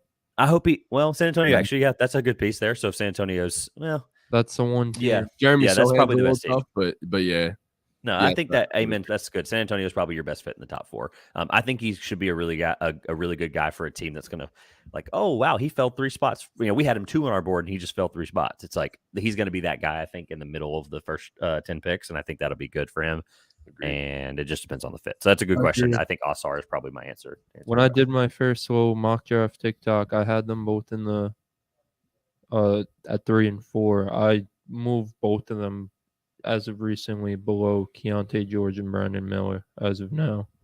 I think they're both really good, but it's so tough to evaluate them. It is 100%. But okay, so real quick, any thoughts on Gary Payton being back on the Warriors? I think he's exactly what they need in a way. I've said this all season almost. I mean, we saw him on this team already, For where they are now, it was a good trade. It was a great trade for them because they needed it. Yes, I agree. It sucks looking back, but it was good. Yes. Oh, Sweezy says, do you think Keontae George goes top 10? I think Keontae George is the 4th best player in the draft, so that answers that. As for Gary Payton, yeah, I mean, he obviously helps them. He's not going to hurt them. The Warriors, we're almost getting to a point where we're, all season it's been you can't count the Warriors out there. The Warriors, we're getting to a point, not yet, but we're getting to a point where we're going to have to start counting the Warriors out at some point. Fair.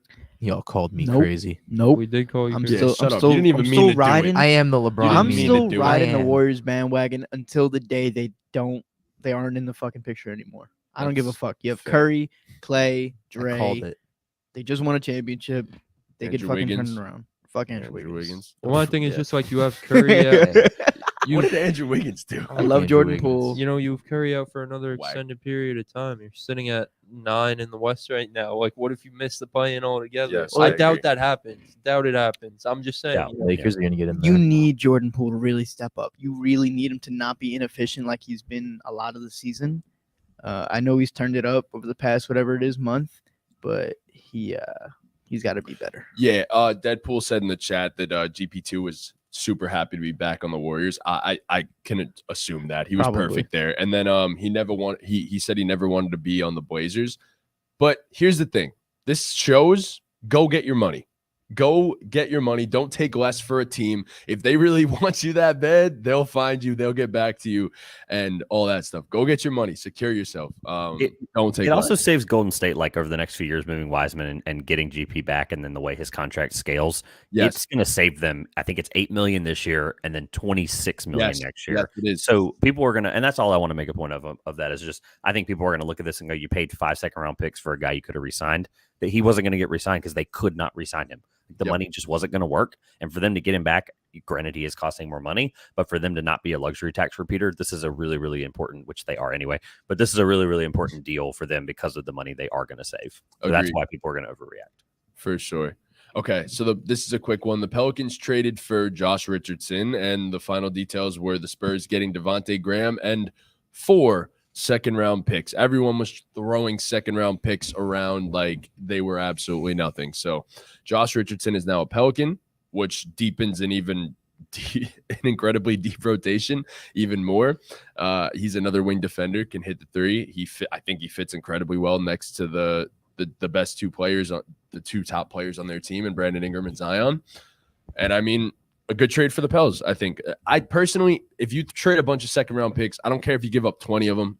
I don't think they're worth that much if you're in a title chase. So Agreed. I think it was a good trade for the Pelicans. I thought the Spurs could have gone like maybe a protected first. Yeah, but like 4 seconds is cool too. Any other year, Josh Richardson is not worth 4 seconds. Just to be clear, I just think that's crazy for whether they're worth something or not. I think any other year he's worth 2 second-round picks. Doesn't matter. I felt like maybe there was a chance that he could have gone for a heavily protected first-round pick, if I'm being completely honest. I just think the 3-and-D wings, especially for contenders, I think they just pay up for them. I just think they pay up for them. I'm surprised more weren't moved this deadline. Seconds?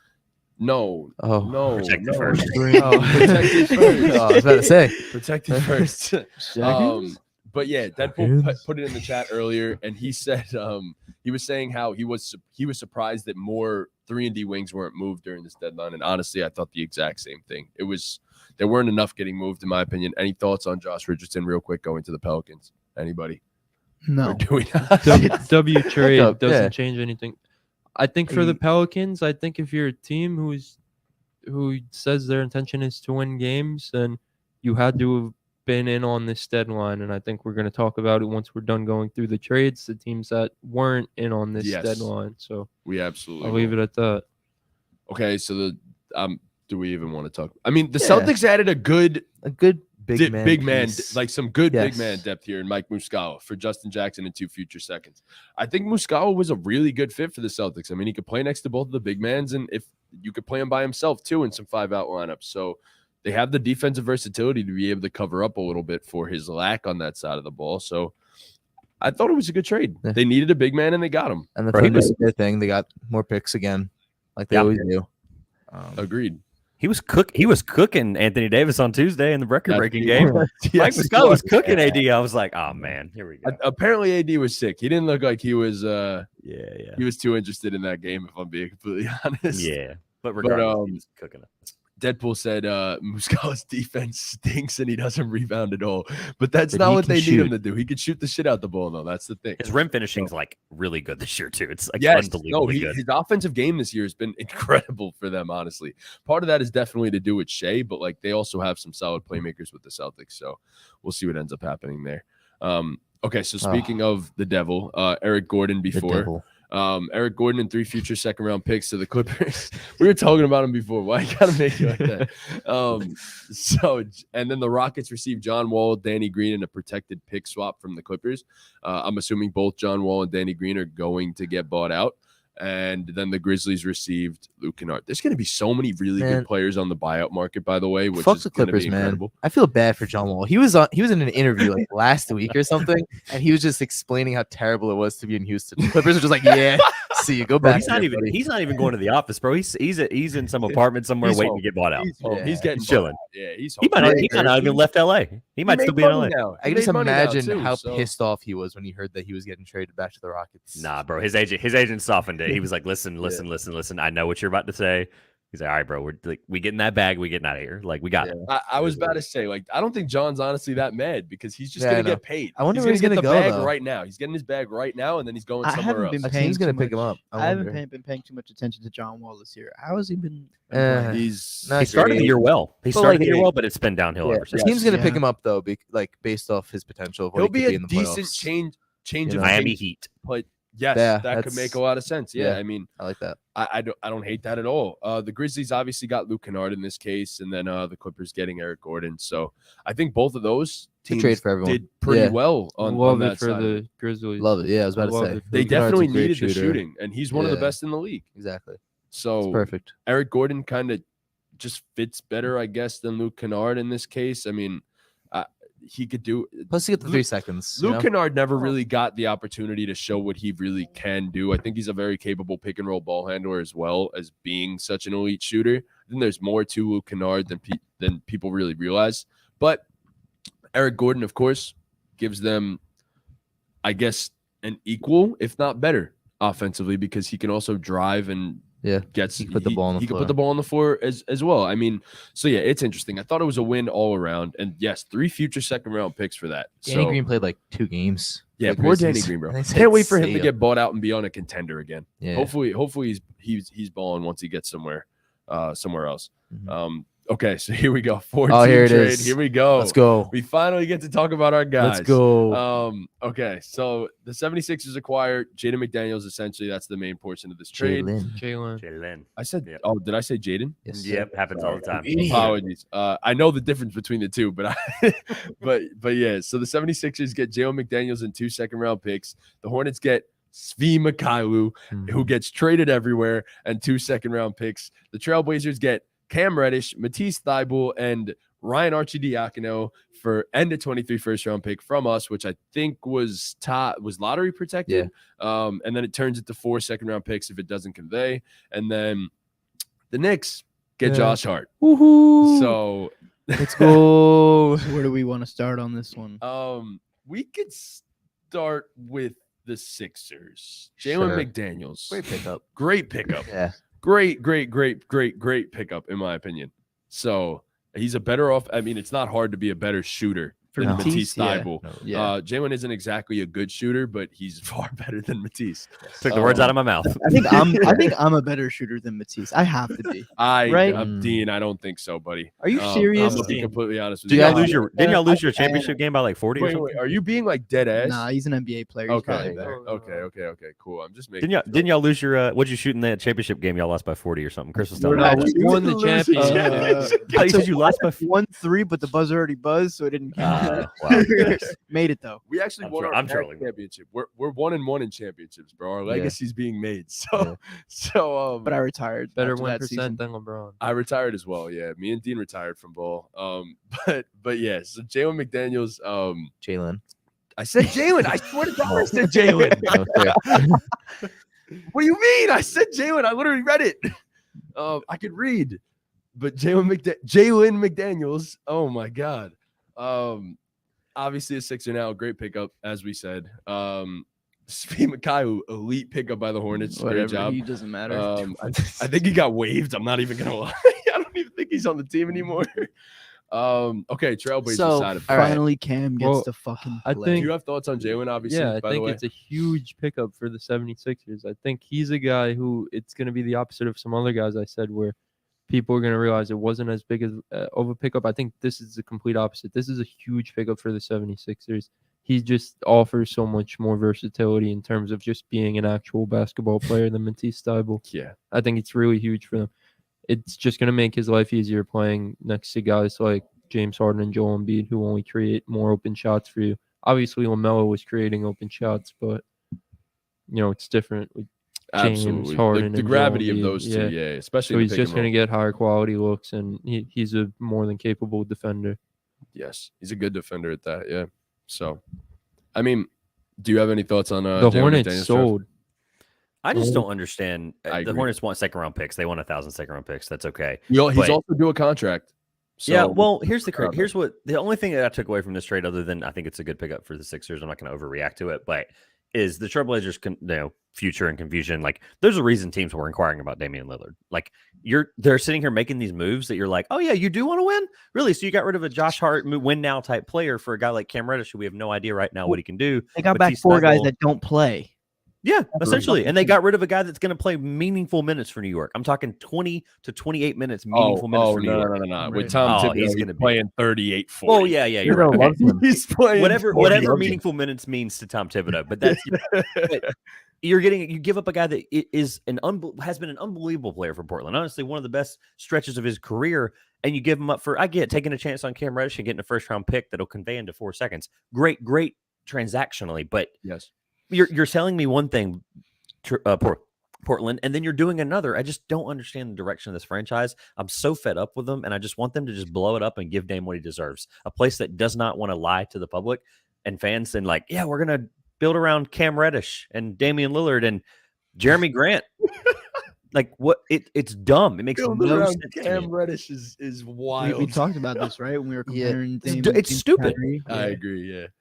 It's ridiculous. That's all I have. You have certain thoughts on Damian Lillard and the whole. I said the same. That's what he just said. I think Damian Lillard Deserves better. should have left. He deserves better, and also he as a person just should have left. You're Yep. playing basketball. The goal is to win. That was my You're talking about. We agreed on it. It was a shared point. I'm sorry. There's literally Dean a also TikTok of, deserves like, credit for this. Nah, fuck you. I said Dame's running from the grind from saying he's not running from the grind. He's. I just remembered Chris responding to me on TikTok, and he said Dame's fooling us. He's He not is. actually about the grind. He's running from it. It's just like all the I get the principle of, oh, I want to win in Portland. I'm not gonna switch teams like these other dudes. But like that's how today's NBA is.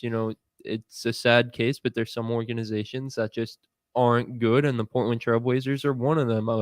That's just how it is. They haven't been good. They Every- haven't been run well. Every couple of organizationally. decades, they get this guy that they just don't know what to do with properly, championship wise, and it's really frustrating. If I'm a Blazers fan, I mean, talking about running from the grind, I'm running away from Portland. Like, I think this is stupid, and he deserves better. It's enough. I agree. But lastly, our Knicks.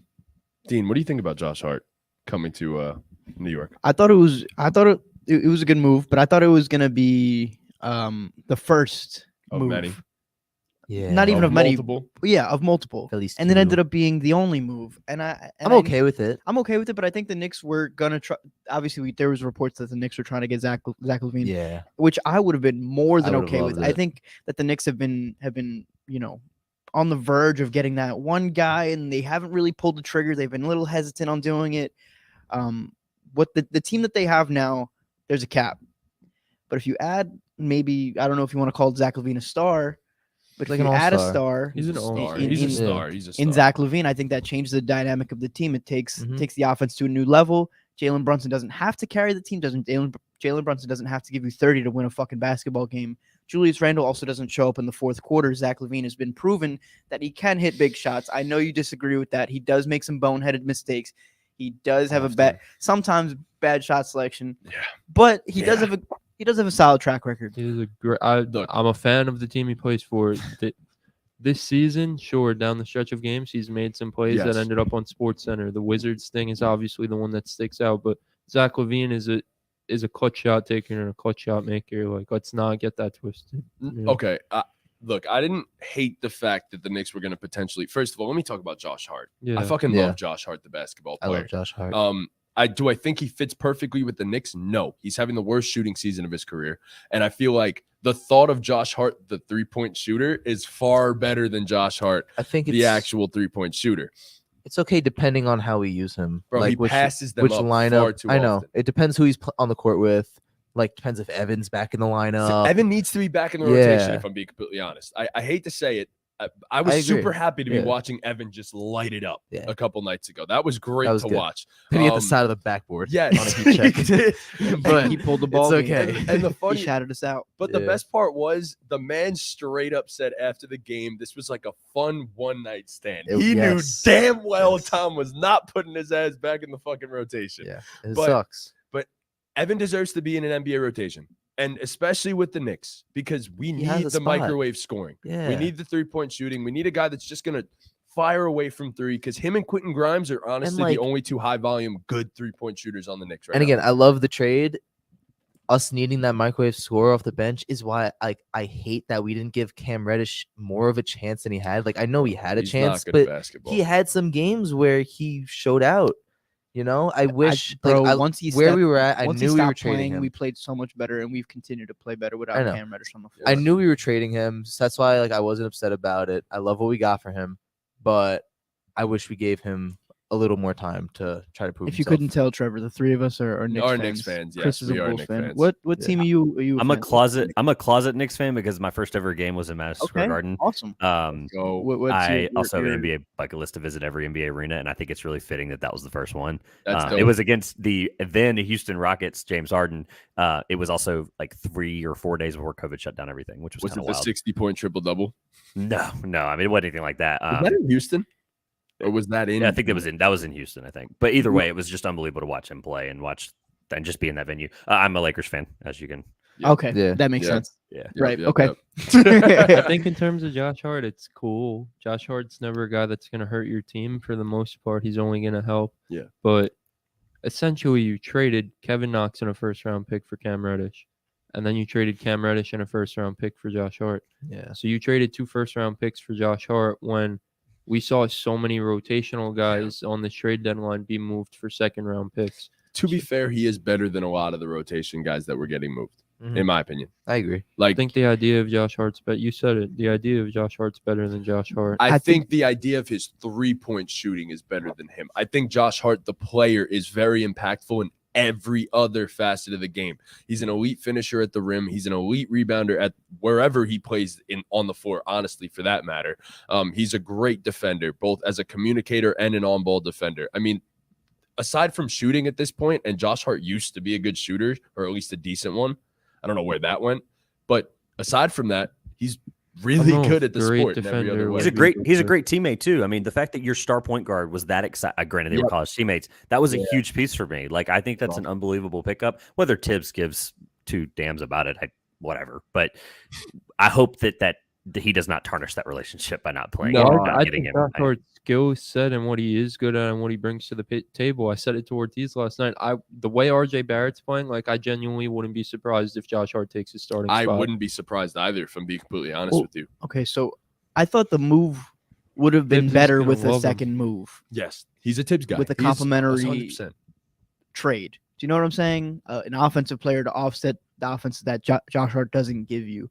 And the move He gives alone, you offense. I think It's- the move by itself is okay, and that's it. Only okay, considering that you did give up what ends up being 2 first-round picks for him. So it's a okay to less than okay move, considering you didn't do anything else. Hey, and Ryan Archie Struck out on Zach LaVine. and Svi Mikhailu. We had the potential to build a big 3 right there. I Villanova just- big 3. I just think the And we Knicks just could have done a threw lot it more. away. We could have They got have- Archie together with Jalen and fucking Fuck Josh, man. Ryan. They don't matter, bro.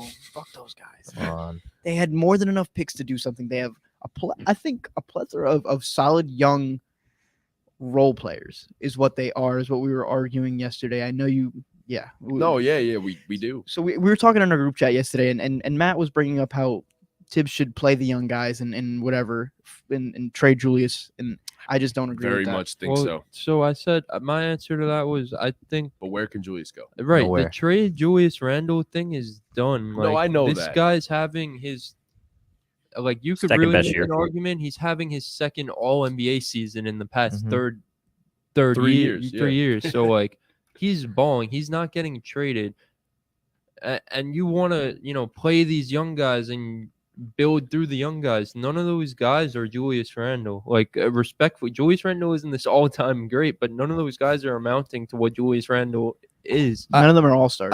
I don't disagree and you with just that. signed Jalen Brunson, so you're obviously trying to win. If you sign I- Jalen Brunson, you trade for Josh Hart. You're trying to win. So you're trading all of that, because if you trade Julius Randle, you have to trade Jalen Brunson too. You're not keeping Jalen Brunson around for a Right. rebuild. That's not why you signed No, him. I agree. I'll just put it like this. I think only because of the fact that Julius Randle's game is far less malleable than I would prefer for one of my better players. We're in In Your a best way. player right now. We're in Yes. too deep. Yes, exactly. I don't hate Julius Randle. No, you do. You do. You do. I don't. Just Look, say Getting you that hate vibe. it. It's okay. It's just You, the you fact, act like it every day. Just bro. say it. It's just the fact that, like I just said, he's not incredibly malleable to the people around him. You have to build around a Julius Randle when he's not good enough But to be built around. that's why I think you trade for a guy like Zach LaVine. Zach LaVine, you want to talk Bingo. about malleable. So if the package was Quentin Grimes and 3 first-round picks, yeah, it stinks to give up Quentin Grimes.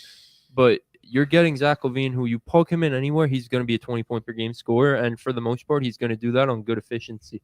He's a guy who makes me look at Zach LaVine isn't the superstar, but he's an all-star level talent who, like I just said, fits anywhere efficiently.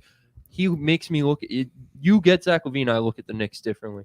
You also, it's funny that you guys, 3 of you are Knicks fans versus 1 Bulls fan having a conversation about it between your 2 teams. So regardless of what your fandom thinks about it, Julius Randle's a 25, 11, and 4 guy, like Chris said, second best season of his NBA career. Yes, I'm with you. I'm with you that the fit and the style is really, really rough. But I think people are underrating how bad Coach Tibbs is for this team. Whether it's playing the young guys or whether it's the style and fit of the offense, Julius Randle, I think, could be more versatile. I mean, he's a 33% 3-point shooter. That's not bad by any stretch of the imagination, but he's not taking them either. So imagine what he could do if he started to get the potential to develop in that spot.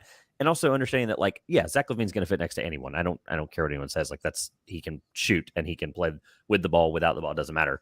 But, you're having a guy like Julius Randle and you're having a bunch of old guys playing around him. I say old guys. They're just not playing the young guys as much as they should. And they're 7th in the East in a tough Eastern Conference. They're 30-26. That's nothing to not write home about. And I think one of you said it earlier, the Josh Hart deal. Understanding that they didn't make a move and overreact and go get Zach LaVine, I think that's okay. I think the Knicks have made too many mistakes in the last decade to sit here and go, yeah, we're going to go get that guy and we're going to go do this and we're going to get Kyrie Irving, Kevin Durant. Sometimes doing this past draft, everyone thought they were going to make all these moves and draft all these guys. And it's you know what? Sometimes doing less is sometimes doing more. They're going to make the play. They're probably not going to make the play in. They're probably going to be a top 6 seed in the East when it's all said and done. I think Miami drops a little bit. It depends on how Atlanta goes up. Obviously, the Bulls, we don't know what we're going to get day to day. Brooklyn, I think Brooklyn will fall out because they're 33-22. So there's a chance that they get a 5 or a 6 seed. And that means they don't have to worry about being a playing team. They're a capable playoff team. Yeah. I don't want that to be the goal, is just to make the playoffs. I agree. You know what I mean? So we're not gonna.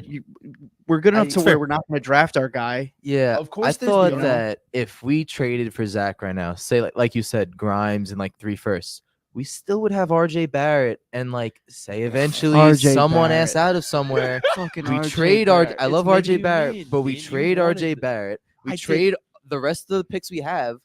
We can still have Jalen Brunson, Julius Randle, Zach LaVine, and then all that other stuff we have. Trade him for another star, and have 4 guys. Great. We We would don't. have- We don't even have Zach LaVine, so it doesn't. I'm No, I'm sorry, but saying I would have if we traded. did. I would have traded RJ Barrett instead of Quentin Grimes in that deal for I LaVine. completely agree. That's what I said yesterday.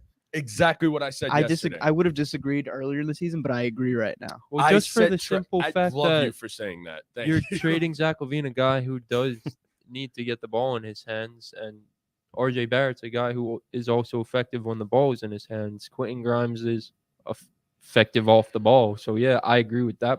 I'm not with you where I think Quentin Grimes' ceiling is higher than RJ Barrett. No. I'm an RJ Barrett hater, supposedly, but I don't think Quentin Grimes will ever be a better NBA player than RJ Barrett. But just in terms of fit, yeah, I would have rather moved RJ Barrett in that deal. That's why I was going to say, it's not that I'm saying Quentin Grimes is a higher ceiling than RJ Barrett. I'm saying that Quentin Grimes just fits as an NBA player better than an RJ Barrett in any given place, because Quentin Grimes is so capable of shooting the 3, because he can defend 1 through 3 at a very high level. So I want to keep Quentin Grimes at all costs, because he's that type of role player that every team wants, but not every team has. So, and especially because he's one of the best in the league, by the way, at attacking closeouts. He's getting to one of those upper echelon players in terms of attacking closeouts. So there is more to Quentin Grimes' game than meets the eye at first. But yes, I do think trading RJ Barrett for Zach would have been perfect. I would have loved that. And then obviously you already got Josh Hart, and Josh Hart would have started next to Zach LaVine, and brought that defensive versatility. So I don't know. It's tough. Of course, I would have liked to have Zach, but for the No, right you package. didn't. For the right didn't. package. Because I didn't want him for Zach LaVine. You You didn't said want him at all. I didn't want him You for said you wouldn't be a Quentin fan Grimes. anymore. I didn't want him. You for did Quentin- say that. You said, "Yo, Yes. I'm gonna be a Nuggets fan." I was pissed. I was pissed. I didn't want him for Quentin Grimes, fucking Obi Toppin, and 3 first-round picks. I didn't want him for that because wasn't that's gonna an be the trade, overpay. bro. That's an overpay. That wasn't And gonna I be it. didn't want that. Bro, someone I- tweeted that on Twitter. If we traded Someone threw it out of RJ, their traded ass. RJ Barrett for fucking Zach LaVine, I would have been all in. You no weren't trading, disrespect to RJ. but that was never happening. Zach LaVine for RJ Barrett's trade up was never happening. That was never on. No, the I know. I'm table. just putting that out there, though. It I'm doesn't just saying. matter because It would have that's included picks to make that work either way. right. Yeah, of course. I would have been cool with giving up a pick or two if they needed to for Zach LaVine. I would have been okay with that. I don't think RJ is. I'm sorry, bro. I'm almost out of this RJ Barrett thing. I've almost been all out, of it. But I just don't understand how your energy is okay. I'd trade RJ Barrett for Zach LaVine, but I won't trade Quentin Grimes. Because I won't trade Quentin Grimes because we need to trade Julius Randle and build through the young guys. But I would trade RJ Barrett for Zach LaVine. Because You're losing me there. Because if we are to trade for Zach LaVine, that's clearly saying that we're going to be making that win now move. And therefore, I'm okay with trading a guy like RJ because we are making that win now move. And that's the only reason I'm saying So that. in any win now move, you wouldn't be okay with trading Quentin Grimes? He has to stay forever? Not for Zach. Not for Zach along with 3 first-round picks. If we're talking about a better player, yes. But RJ Barrett doesn't fit as well next to a guy like No, Zach. I know just that. want to know Which is why I'm saying that. who's the star you're waiting for. I agree with that point, and I agree with Trevor's point earlier. I don't think this is the end of the world for the Knicks for missing out on a guy like agree. Zach LaVine. But I do also think they should have been trying to make this deal happen. I think they were. Because, like you said, as Knicks fans, we all know how Knicks fans are. You guys are sitting right next to me, so Knicks fans want to see winning basketball. They're not okay with just making the playoffs. The Knicks want to do something. And I think for they have the pieces, and they have the second and third best players of what could be a championship roster. Jalen Brunson and Julius Randle could be second and third best players. and great complementary pieces. Great complementary pieces. They have draft picks. They just need to put it together and find their guy, and it just hasn't happened yet. Yeah, no, I agree. We'll go to the other side of that though. The team that was offering for The Zach Chicago LaVine. motherfucking Bulls. I'm so upset. Y'all suck. It's that simple. It's embarrassing almost. It's actually embarrassing. I'm embarrassed for you, actually. All right, I'm sorry, Chris. it's over. I'm So, not. I knew Zach LaVine was. I did get excited. I was really excited. I would have been so down to trade Zach LaVine for Quentin Grimes and 3 first-round picks. Exactly. I would have been so down for even RJ Barrett. I would have became an RJ Barrett fan. we trade Zach LaVine for RJ Barrett and 2 first-round picks. I'm so behind that, but it didn't happen, and I kind of predicted that wouldn't happen. I predicted LaVine, Vucevic, and what's the other guy? DeRozan. DeRozan. Can't forget about him. 33-year-old would still be there. But I expected us to make some type of move. And, this was a deadline where every team essentially made a move besides the Chicago Bulls. They just, And one other team. for some reason, they Two other trust, teams. they trust Oh, what yeah. they trust what they have going on. And it baffles my mind. It baffles my fucking mind. I'm bamboozled. This guy, AK, Hoodwinked, went to his bamboozled. went to his press conference and said, "We're not okay with mediocrity." But what do you mean you're not okay with mediocrity? You're okay with ass. This is mediocrity. They are the mediocrity. literal definition of mid right now. Yes. Literally, and I'm reading that tweet as I'm watching us shoot 9 steals. 3 for 20 from behind the 3-point line against the G League Brooklyn Nets. But we're not Oh okay my with God. mediocrity. You're gonna with all the players that were moved for 2nd-round picks this deadline. You're gonna tell me that there wasn't one trade you could have done that you thought improves this roster. And I know the Bulls are not going to be this playoff juggernaut. They're not going to do anything in the playoffs, no matter what little move they made. But you're going to tell me there wasn't one little move that you could find that fans would have been like, wow, this move helps the Bulls? Nothing? You couldn't find anything? With how many? So- with 60 players being moved, you couldn't find one spot. And then we're gonna sign Russell Westbrook. That's what we're gonna do. to add It- even I less mean, shooting. come What it tells me is that I think they're uncertain about what they want to do, and I think this offseason they kind of took the Raptors route, and they were like, yes, the Raptors brought in Jakob Poeltl, whatever, but they're going to have to make a decision, and I'm kind of glad that they didn't just full out sell out at the deadline. I understand, like I think they should just tear it down because Lonzo Ball's health is too much now. If that's going to be a guy you're supposed to build a championship contender around, I think it's to the point where I know Bulls fans have been through a lot. Sorry, Chris, over the last couple of years, but I think it's okay to just like completely like start this over and figure this out because I think that's the best position they need to be in. Even though they do have some capable veterans, obviously the money's going to have to work and you have to figure out where they go. But I just have seen enough now that like obviously I just don't think the front office understands what they want to do yet, or doesn't like really have a direction, and that's what we have to figure out. Very similar to Charlotte. Charlotte thinks they can contend with Terry Rozier and Gordon Hayward. They've clearly said that out loud. That is what has happened when they do very little communicate to the public, and it's just unfortunate to see. I agree.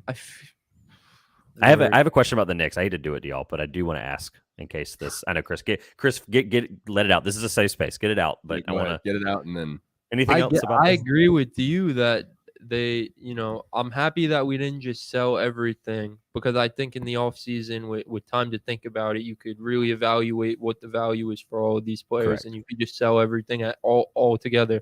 But so I'm okay with not doing the Zach LaVine to the Knicks trade, but I'm not okay with the management coming out and saying we're not okay with mediocrity. We want to win, and then not making a single move at this deadline to at least show you're trying.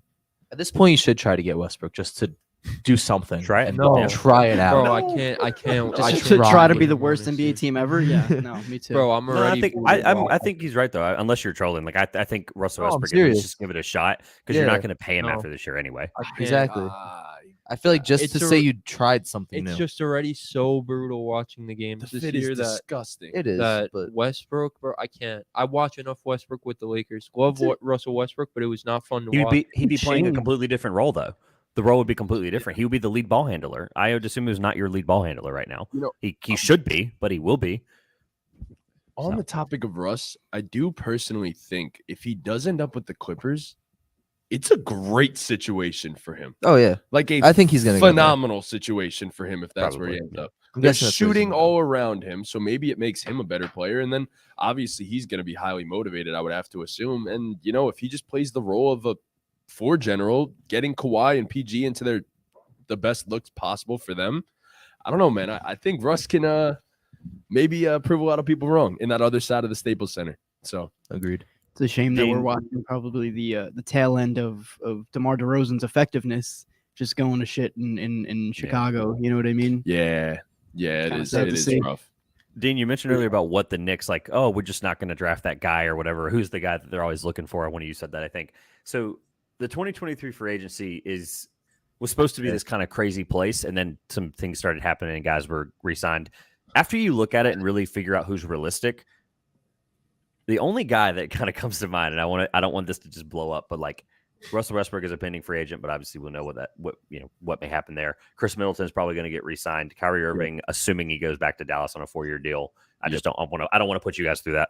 Kristaps Porzingis, put myself through that. yeah, Kristaps Porzingis doesn't make any sense. Kevin Love is past his prime. You're talking about, the reason I'm bringing this up is you're talking about a capable who's going to be the best guy, with Julius Randle and Jalen Brunson being 2 and 3, right?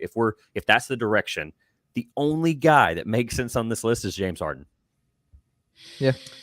See, I would Makes be so down for that. I would. I too. think down for I'm that. in. and I'm in. honestly, you said someone else that you said doesn't make any sense. Honestly, I feel like if we brought Kristaps back, for No. the right price, You're you're just- just no. You think it with your heart, bro. It's You think not it with your happening. heart. You are I think using your heart. I feel like he fits doesn't the team. fit- Reputational We have risk.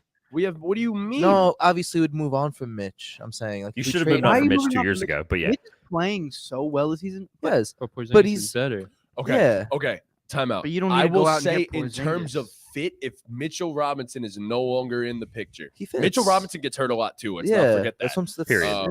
He's Yes. hurt right now. Kristaps Yes. is He about broke as his hand. good of a fit as you could put next to Julius That's Randle. exactly what. Which I exactly. would Yeah, but be but if we're perfectly talking okay about with. best why I championship said it. player, if we're talking about number one, Championship Julius player, yeah. Randle's 2 and 3, if that's the scenario, there's no guy that makes James sense. Harden. None of these Yeah. guys are ones. Gary Trent Jr., Karis LeVert, Bogdanovich, Jeremy Grant, Harrison Barnes. These are all free agents that make no sense for the Knicks because they're not. If the thought process is Julius Randle, Jalen Brunson, whoever's 2-3, it doesn't matter. You need a guy that can win you a championship. And we've seen, based on the pieces around James Harden in the past, hey, he can be a number one on a championship contending team.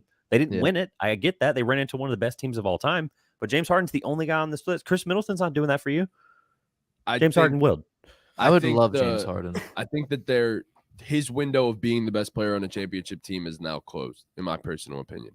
I feel like James We have Harden. no idea, It's though, because not- he's playing behind the number one guy in Philly. Yeah, yes, but I also think it's because there's so much wear and tear on his body that I think if he is put in that type of a role again, I think it will eventually break down for him. I feel like if we had the But- chance to give it to him, Come Look, on. I'm just saying, I'm not against having James Harden on the team by no means. I'm just saying if I wish we had a better player in this scenario so that we could pair James Harden with someone that's I mean, of course, Jalen Brunson could take some pressure off of him. Julius Randle could take some pressure off Could of be him. And all the that big stuff. old lefty. if we lefty signed big James three. Harden, we could trade RJ Barrett and some picks for Then you another start getting player. strategic. Correct. For a wing, Yeah, preferably a defensive minded that could score the ball. And I mean, that'd be beautiful. But I Yeah. agree. I think they need to be active in free agency this year. I agree. Trades, whatever it is. I feel like they can't go into next season with the same starting five. Look, I hate that you mentioned that Kristaps thing because that fit is beautiful. yeah. I'm not gonna lie, and I don't. What tells wanna me think it's about possible Kristaps. too, not Kristaps, but what tells me the James Harden thing is possible is that he didn't take the extension he was supposed to get Yes. with Philly. Well, he is going to explore all options. Biggest market. That's the kind of guy he is. The fit is there. I think the coach is going to matter. I think you're going to have to fire your coach. I don't care what happens. I think you I have to agree. change your coach. Mhm. Like that is going to be the reason you don't succeed even further than having a guy like James Mhm. Harden. Plus, it's just not. I mean, that's just a horrible fit. Harden and Tibbs. I can only imagine that relationship. But anyway. That's enough. I wanted to make sure that I had looked at Spot Track. Shout out Spot Track, and I'm like, wait a minute. I thought this free agency class was supposed to be good, and like most of Yeah. these guys have a future, or you assume they're going to get another deal. Hey, look, think. the door is open for James Harden in New York. We would love to have him. I'll say that. But Yeah. shout out O'Sleazy. He agrees with me. James Harden cannot be any longer a number one to win a championship, and that's just I think my surrounded personal with the opinion. right pieces, I think a lot of Yeah. guys could do it. Yeah. Agreed. That I mean, okay. So there was one other trade. Yeah. Let's Um, get, Let's get last this one out of the over with. way because this is the final one. Yeah. The Clippers got Mason Plumlee for Reggie Jackson in a second round pick. I thought this was beautiful for the Clippers. They needed job, a backup, Clippers. another great backup big man. He's having a really good Clippers year. I think the Clippers did a really good job this. They had Yeah. a great deadline, Yeah. and they didn't even give up a first. Nope. So wild to me. The Clippers got better, and they didn't give up a first round pick. I mean, they don't really have any either, but They had Yeah. two or three available to them, I believe. I think they had a couple swaps, and they had like one or two available to them to trade straight up. to not jeopardize it from the Thunder having all their picks for the next decade, like, to not jeopardize it's huge. Yes, exactly. So yeah, I mean, Mason Plumlee's a great backup big man. He'll honestly play a similar role to Isaiah Hartenstein last year for them. What he did. So yeah, I loved it. I thought it was a great trade for the Clips. But shout out Mason Plumlee, man. That's really all I feel like I have to say about that trade. So. Yeah. Do we have any thoughts on Mason No. Plumlee? No. We're My done. We're boys done with the yeah, trade I- deadline. Switches shooting Fuck. hands when No he feels more. like it. Trade deadline now. That was intense. That is it. What a good deadline. The That was Heat really cool. fumbled. Yes. And we've been live for 2 hours. We haven't said the Miami Heat. They fumbled. I Uh, saved that for the end because Would they they are get Dwayne Dedmon? fucking bums. Well, they got for that. rid- No, they got rid of They got Dwayne. rid of Dedmon. Dwayne. Where did he go? San San Antonio. and got bought Wow. out. yeah, the Heat fumbled. Yeah, the Heat fumbled bad. Did you sent a I mean- report in the group chat? There's no way No, that's it wasn't true. me. I think Who- someone else said. I sent You that. sent it? Okay. Yeah. There's That no Pat way Riley was that's sleeping? true. He was There's taking a nap? no way that is He true. was literally taking a nap. Pat Riley was not sleeping. Stop it. There's no way. I don't care how old he is. No. There's no fucking way that you mismanage the franchise that If he badly. was, he did it on purpose, just to troll everyone. Bro, He was like, "Nah, we don't need to make a trade. I'm going to Yeah, sleep." Trevor, I don't know if you know what we're talking about, but there was some report. I honestly think it was a Bleacher Report article, but I saw it right after the deadline, and it pretty much said that the Heat wanted to make moves, but they were waiting for approval from Pat Riley, and he was supposedly, and I quote, resting, end quote. So by the way, the move was Kyle Lowry to the Clippers. I don't know what for, but it was Kyle Lowry to the Clippers, and I would have loved that for the Clippers personally, but yeah, yeah, falling asleep at the wheel on the trade deadline He's day. fucking Good old. for him. Gotta honestly. love it, man. I don't even Gotta know what love to it. say. So yeah, I'm gonna punt on this one. That's insane if it's true. And That's what I I'm mean, that saying. would have. What would they have done? You're giving up your point guard, and then you're like, okay, so then you're gonna have to sign Russell Westbrook or John Wall. Whatever. I think John Wall's perfect for them. That's, Yeah, this is a Bleacher Report article by Mike Chiari. Mike Chiari. I don't know if is. you're credible, but NBA report: Miami Heat's godfather showed his age amid trade Jesus talks. Christ, man. Hmm. There is no way that Well, Pat Riley fell asleep during the that's NBA unfortunate for the trade Heat. deadline. The Heat fucking suck. They don't suck. Relax. They've come into Relax, their own man. recently. They've come Come into on. their own recently. The Jimmy Heat still have a fucking Bam cat. Adebayo is a He's good. fucking stud, He is good. by the way, like an absolute stud. But yeah, Sleazy said he wanted them to get Mason instead of Mike Muscala for the Celtics. I could see that, but you got a shooting big next to I think those it's two I guys. think it's potato. Yeah. So Don't know why I said that. You're stupid. I feel like it's more Um, like potato tomato. Now we're talking. Now we're talking. All right, Trunks. Did you All right, have, Trunks, you had a you had little, something for us, right? Oh, yeah. Any something closing fun? thoughts? In Trev, on conclusion, the trade deadline? my closing thought is what I said before. I think the teams that made moves, for the most part, they were good moves and they Yes. made sense. So shout out to those teams. The teams that didn't make moves, you suck. The Portland Trailblazers, you suck. Yeah. I'm honestly considering becoming a full-time Pistons fan. I'm really thinking about it. I'll leave it at that. Fair enough. All right. Any closing thoughts, Trev, on the trade deadline? nah, we get it all. I'm good. Cool. Dean, you good? I think I hit everything I wanted to say. Cool. All right, Trunks, you have a little All right. have a little thing for So- us today? I have a bit of a game today. You know how we love our over-unders. So I decided to make an over-under having to do with trades. I have 10 players here.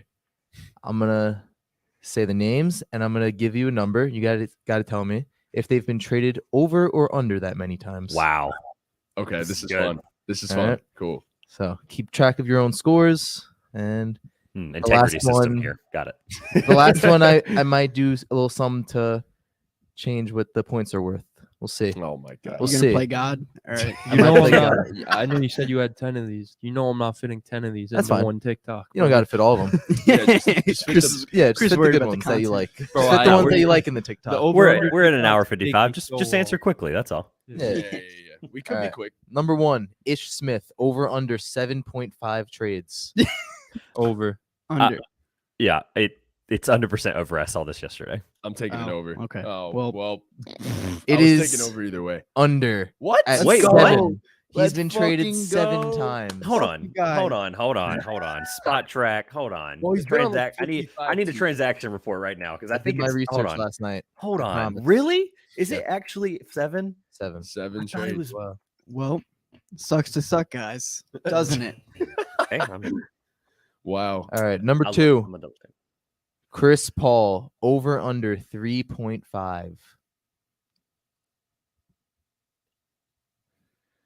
I feel like we could just count this in our heads, no? Be quick. No, I can't be quick because I'm trying to Under. get this right. This is a He trick got- question. I'll This tell you. might I'll be. tell you Okay, now. Don't count the I will Kobe and try to Lakers. trick you guys a little. It's possible some of these guys have never been traded. Under. Okay. Okay, time out. we know he's definitely been traded, but He has yeah. been traded. He No, I hasn't know. traded. I'm just saying the rules. We're I not might try to counting- trick We're not you. a counting little. the fucking fake Lakers trade that didn't end up happening, correct? Because if we No, are, it that's has a to No, different- no, I'm not counting that. Okay, It has to so have happened, right? I mean, yeah. under. Yeah, there. I'm not counting Under. under. But it's a trick question because then it's gonna be over. But I'm taking under. that. I'm not saying. What this you is got, a trick Trev? one. Over under. If I'm right, it's New Orleans to Clippers, Clippers to Houston, Houston to Thunder. That's 4, right? That is Houston correct. Thunder? It is Yeah, I over. forgot about Houston. And then 4. Suns, yeah, and then Wow, I Suns. forgot about Houston, bro. The Thunder year. The I Thunder forgot year, they like come traded on. him to the Suns. The Forgot about over the is Thunder. Correct. Wow. Fuck. Next player, Frauds.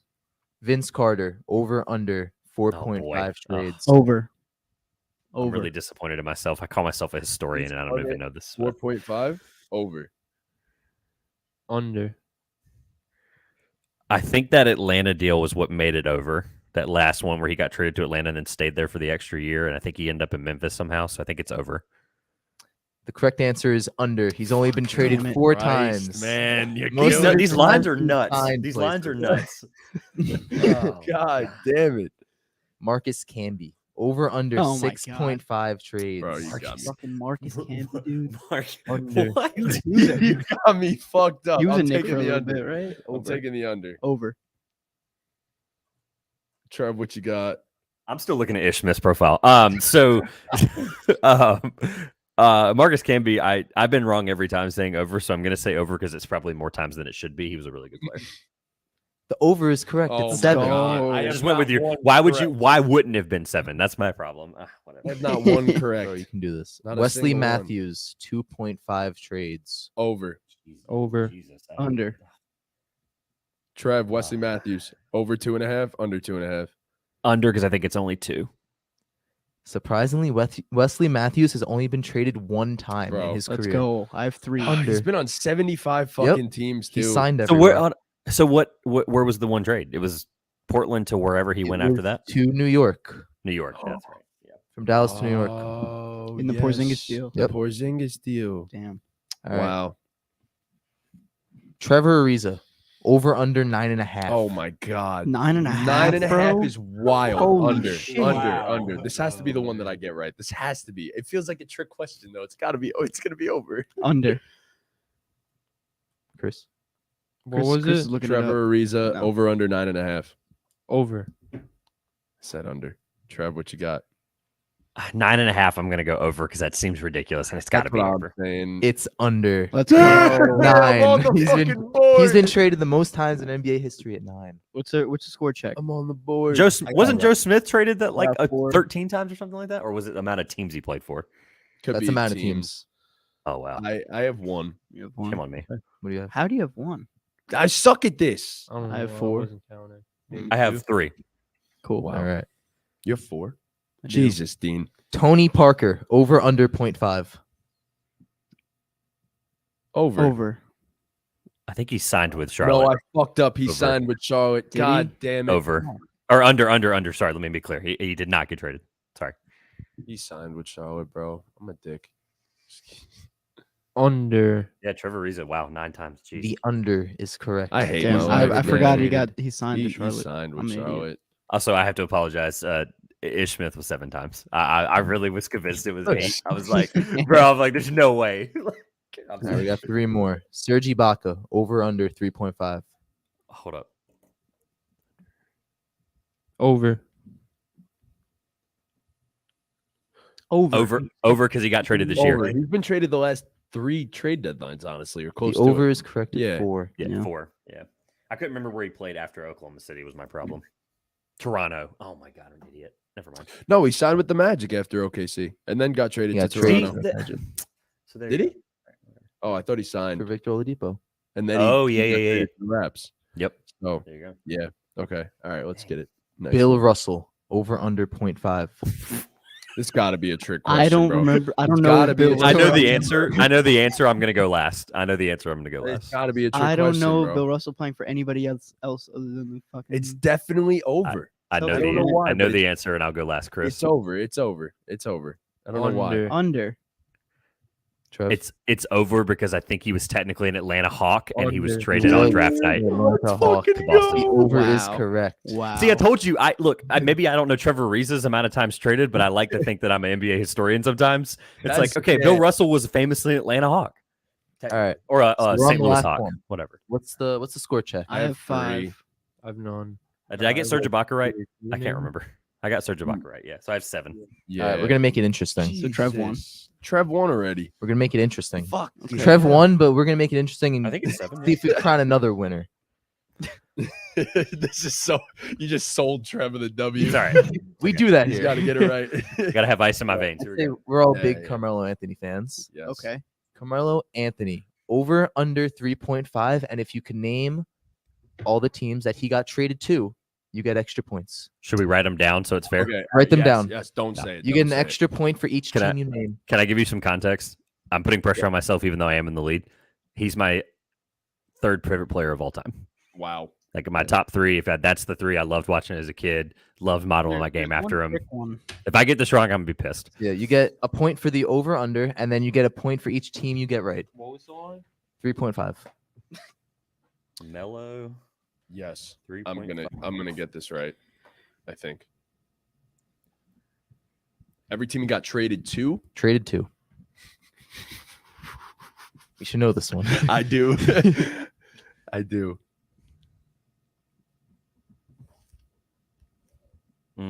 Yeah, I want to say that's it. I don't know why. I want to say I got all 3. Excited. Oh yeah. Oh, Oh, fuck. yeah. Yeah. I got it.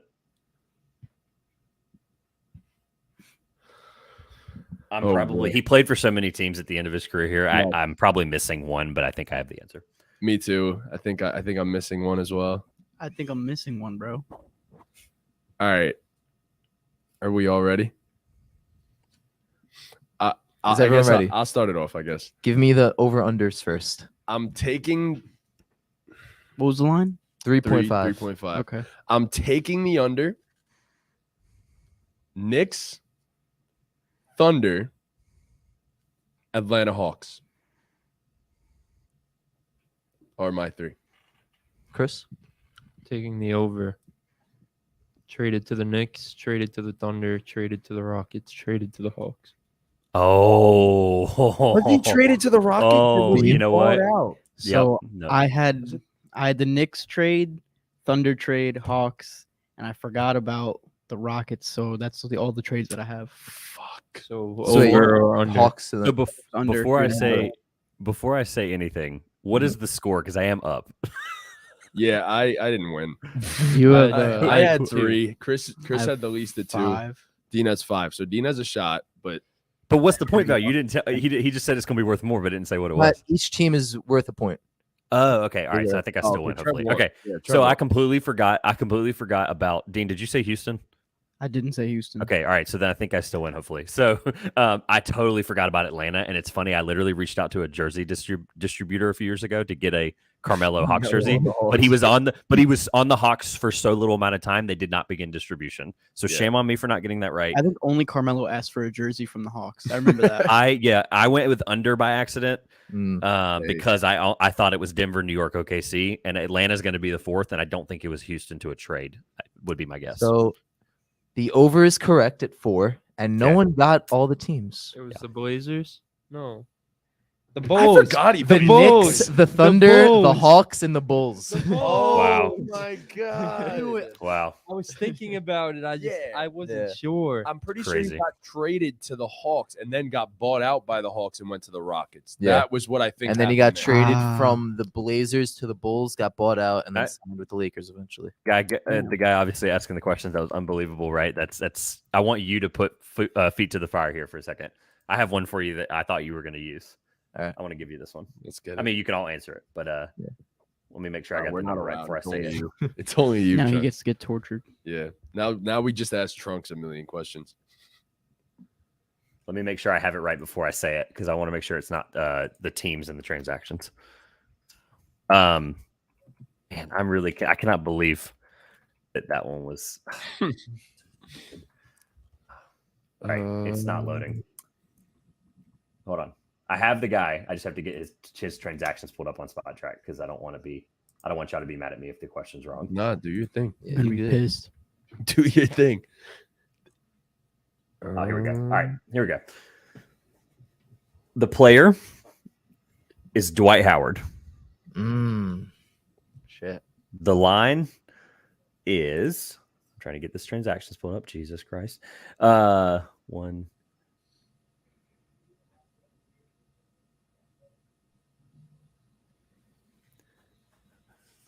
The line is 3. You said Dwight, right? Yeah, or 3.5. Excuse me. Yeah, 3. Okay. Dwight Over. Howard, 3. 3.5. 3.5. I'm going under. going under. Anybody want to tell me why they went? Chris was the only one that went under or over. So why? That's Is it 'cause it's on just your what my computer right heart there? told me. I haven't gone. I haven't gone yet. I'm gonna go with. 3.5. Dwight Howard. Oh my god. I'm going with under. Two of you are going to be right. It's over. It's 4. He was traded from Orlando to the Lakers in that I deal forgot that that was obviously a put that trade. team together, put that Steve Nash team together. And then he signed with a free agent to Houston. And then he signed a multi-year contract with Atlanta, but then was traded from Atlanta to Charlotte, and then traded from Charlotte to Brooklyn, and then was waived by Brooklyn. That was the one that did it. But it would have been 4 regardless because, or I guess 5 if I lost count here, because he was then traded to the Wizards after being bought out. Or to the Grizzlies, and then Grizzlies bought him out, and then the Lakers signed him as a free agent. So should also be in the league right now. Yeah. Damn, that's crazy. Okay, I did not know he got traded as Good many history times as he lesson. did. I swear to God, I thought it was only like twice, honestly. But All right, There was a lot of buyouts and free agent moves there too. There was a lot of movement for him at the end of his career. true. We're spinning a wheel. That just scared the shit out of me. What is this for? All right. We're doing a jersey number draft. I'm spinning the wheel once for each A of us. draft? What? Yeah, We got time for that? it's Is a this the last one? yeah. That's the last. Yeah, this is it. Spinning the wheel for each of us one time. The number you get, that's the jersey number. You have to build your best 3-man team with the jersey number you get. Well, no one's 100, so that's cool. That's good. Okay. Hopefully it doesn't. Hopefully All it right. doesn't. Who wants to be spun for first? Is there a 00 on there? I'm just curious. I don't know if there's 00 on there. If it Make lands on 100 100, we'll just. That's what I was saying. Yeah, Yeah. just make it Yep. 00. There's no Perfect. regular 0 either. I'll go Okay. first. That's fine. Let me 100 add will be to it. 0. See, how do you add to this wheel? Just don't worry about it. If it lands on 100, just go with 0. It is what it is. Just do that. Zero's in there. Yeah. All right. And then perfect. 100's is 00. Cool. Yep. Yeah. All right. Who am I spinning for? Me. For Charles? How many players are we Oh doing? my god. 3. 3. Okay. My boy got 47. 47. That's not like Holy there's shit. worse numbers. Definitely worse numbers. Who's next? Me. I'll go next. Okay. Fuck you. Oh, okay. Uh, Dean. Yes. Oh, wow. 47's Ooh. huge. 47's huge. Oh my god. That's crazy. I can't name you one. I'm not gonna lie. No, you You can can look look it it up. Yeah, yeah. All right. Okay. This is for you, Sully. All right. Wow. Okay, so all right. 47's huge. I hope you find the same page I found, Drunks. Yeah, I'm good. There's only 2. Sully with I'm 8. cool with 8. Sully with 8 eight. sounds you good. won. All right. 8 sounds good. This is for you, Oh, Trevor. man. This spin right Yeah, here. I'd love to have had 8, but it's okay. I'm about to get some dumb number, like 68 or something. 40. 40 's not 40? worse. Bro, come on. All right. And for me,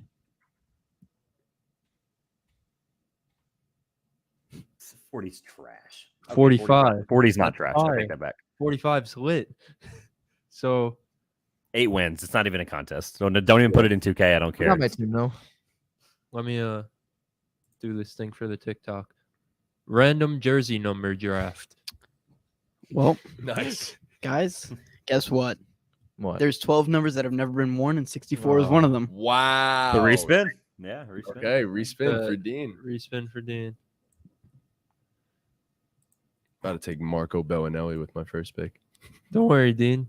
You got Don't worry, dude. you got 34. You got a good number. 34. That's good. 34? Are you Bro, I got sold out on this. This is horrible. I have 2 Hall of Famers, though. I can't say that, I guess. I have 2 Hall of Famers. I I already have my team. I'm good. I have my team. I'm chilling. Bro, why is Anthony Davis coming up as a player who's worn number 45? He probably did some like one random. Wait. reason. What if you played? Is it okay if you played like half your career in it? Yeah, you have at any point, right? Yeah, Oh, at if any you point? wore Yes, the you jersey. idiot. Number, yeah. You wore the jersey, right? So if Jordan, because Jordan, what was the number Jordan wore? 45. 45, yeah. So who had 45? Oh, Oh, bro, come on. wow. You didn't think about that, did you? I did. Dang, man. I'm Wow. pissed. Why would you say that? My fault. My fault. No, I don't have 45. Who has 45? Me. Oh, nice. I'm ready. All right. whenever. Well, Oh, yeah. who's going? Who wants to say this? I'll start since I won first. My 3-man lineup For what is- jersey number? for number 47. I have Andrea Karolinko, Nice. Jerry Lucas, and Yes. Thiago Splitter. There you go. That's huge. That's actually really good. For number 45, I have Donovan Mitchell, Michael Jeffrey Jordan, Jesus and the Christ. big man down low, Sean Bradley. I love that you took Jordan second. Like what I'm gonna fuck up. I'm gonna take some more. Go ahead. Dean. Yeah, go last because you got the most All right. points. I have I've got so many. I've got Shaquille O'Neal. Okay. I've got Hakeem Olajuwon and Jesus Giannis Antetokounmpo. Oh my god. That's a God squad. That team clears. That team clears. Holy bit. shit! I got lucky not getting 64. Sean Bradley Um, could hold those guys in check. I'll So go- good Chicago splitter. I almost took Charles Barkley, but I'll go while 8's still thinking. So Yeah. I mean, I think my team can't compete with Dean's at all. I don't think any of us can. No. But my team might beat the hell out of you if you like shove our guy down or something. I've got him in order of Bill Say what Laimbeer, jersey number you said. 47 or 40. I'm sorry, I have 40. 40 is Bill Laimbeer. I mean, ain't nobody scoring in my middle, man. Cool. Sean Kemp, who should be in the Hall of Fame. This is my Sean Kemp That's should be a in the Hall of dope Fame one. speech. And then it was between Sam Perkins, Michael Finley, and Harrison Barnes. Sorry, Harrison Barnes. But obviously, I'm going to go with two guys that had perennial NBA careers better than him. Michael Finley. If I'm going with the rough and tough theme, Sam Perkins is going to the bench. Harrison Michael Barnes Finley. was supposed to be the next Kobe. Yeah, okay. He was coming out of high school. Michael Finley is a better fit than Sam Perkins on this team. I can't have three bigs running around my floor. You're all on the right. clock, buddy. So That's fun. I have two for sure, and then the third one's really tough. It's your time. So I'm taking, of Say your course, number. Jersey of number? course, my jersey number is number 8. Of course it is. Of The course. late great Kobe Bryant, of course. You Obviously, didn't say that first. I was going to leave the Zoom. That was an easy one. That was the obvious one. That was the first one that came to mind. The second one, Dwight Howard, wore it for the Atlanta Hawks. I'm not getting Hawks version of Dwight though. Bro, I'm taking Orlando Magic version of Dwight Howard. that's not fair. What do you I think we should get the team that they played for on it. I think that's kind of dope, actually. That's some bullshit. That's some bullshit. I mean, Chris technically gets Jordan in the middle of that year, so that's not. Yeah. I mean, I guess that's whatever. I guess it don't matter. Don't matter. You get the best version. Let's Yeah, just for the fun of the hypothetical, you get the best version. Cool. So if I'm worrying about fit, I don't want to take Trae Young, but Trae Young is the other best player here, if I'm being completely honest. So Did you really wear 8? I know one of them. it says it. Yeah. No, it's- that's not. That doesn't count. He wore 8 for one game because of Kobe Bryant. Yeah. I'm ruling Oh, that yeah, one. yeah, void. yeah, yeah, I'm yeah. ruling Yeah, that yeah. one void. Yeah, he I wore know that who- number. what They was let him your wear it team? for one game. Yeah. A few players There did, was a few but players that that I'm probably did. ruling that one void because I it mean, was for technically, Kobe. they let Jordan wear it for a game because of his situation with his jersey. I don't know. I just He wore it's not the same argument. 12, right? Yeah. I don't know. The Jordan argument's kind of the same thing, but it is what it is. Well, 45 he wore for a Was while. it multiple games? Was it Yeah. really? Oh. Yeah, it was. All right. The next best guy that I could even think of here is like that I have because there's so many fucking names here. This is a sick jersey. The Trae Young 8. That is fire. kinda want honestly. that. The number 8 Trae Young does look dope. I'm gonna take Zach LaVine. Wow. Well, that's a Wow. terrible pick. Wow. I don't know who else I can even think fucked up. of here. You should have taken Darren Williams. I don't want Fitting for the content. Fitting for but- the content. that is Yeah. true. Deron Williams, Hold on, but bro. I'm taking Hold Zach. on. You took Moses Malone was available, and you took Zach LaVine. Wait, Moses Malone was here. But too late now. But Moses Malone, dude, what? Come on, dude. Shit. That's a top 20 player all time. Arguably Oh top my 15. God, I didn't even see him. George Gerving was Oh, come on. Yo, You were there are 292 names here. Bro, I Jeff didn't see Green, everyone. Jeff Green, Latrell Deron Sprewell. Williams, I Michael went with. I Beasley, literally just looked up Jersey Michael Dispatch. Beasley. Jersey Dispatch is the best. I have it on Basketball Reference. here, J.R. there's Switch. You 2 could have had, million and you took names here, Zach bro. LaVine. Jersey Dispatch has a chart that shows you like based on their career stats. It's a cumulative formula number, and they give you the best player. It's Moses, Kobe, Walt Bellamy, Dwight Howard, George Gervin. Dwight Howard does count Bill on there, which is Russell? funny. Oh no, Bill Russell Uh, was 6. Yeah. 6. Yeah. Yeah, but yeah, that's. I go man. Bill Russell. I'd have taken Antoine Walker before I would have taken whoever you took. Yeah, We're taking Al Jefferson. Yeah, there you Respect go. Big Al. Nah, man. I didn't see half the names here from being Moses completely honest. Malone. There were Yeah, 291 or like Fair. 200. Yeah, that's fair. there Let was a me lot. let me do this for the TikTok. Let us know who is the best squad. I know I got smoked. So, So, before we go, we got a big game coming up. Yeah, on we Sunday. gotta fly by this. It's real time quick. for some Prize Pick Party Mix. Yeah, this is Nice. The finale, The finale. Yeah. yeah, that is very real true. quick. All right, free square. Patrick Mahomes, 0.5 yards more. Travis Kelce and Jason Kelce to combine for 0.5 receiving touchdowns. AJ Brown and Sky Moore to combine for 0.5 rushing and receiving touchdowns. Amazing. Solid. Done. I have the free Patrick Mahomes square over 0.5 passing yards. I got Kenneth Gainwell more than 19.5 rushing yards, and Isaiah Pacheco more than 48.5 rushing yards.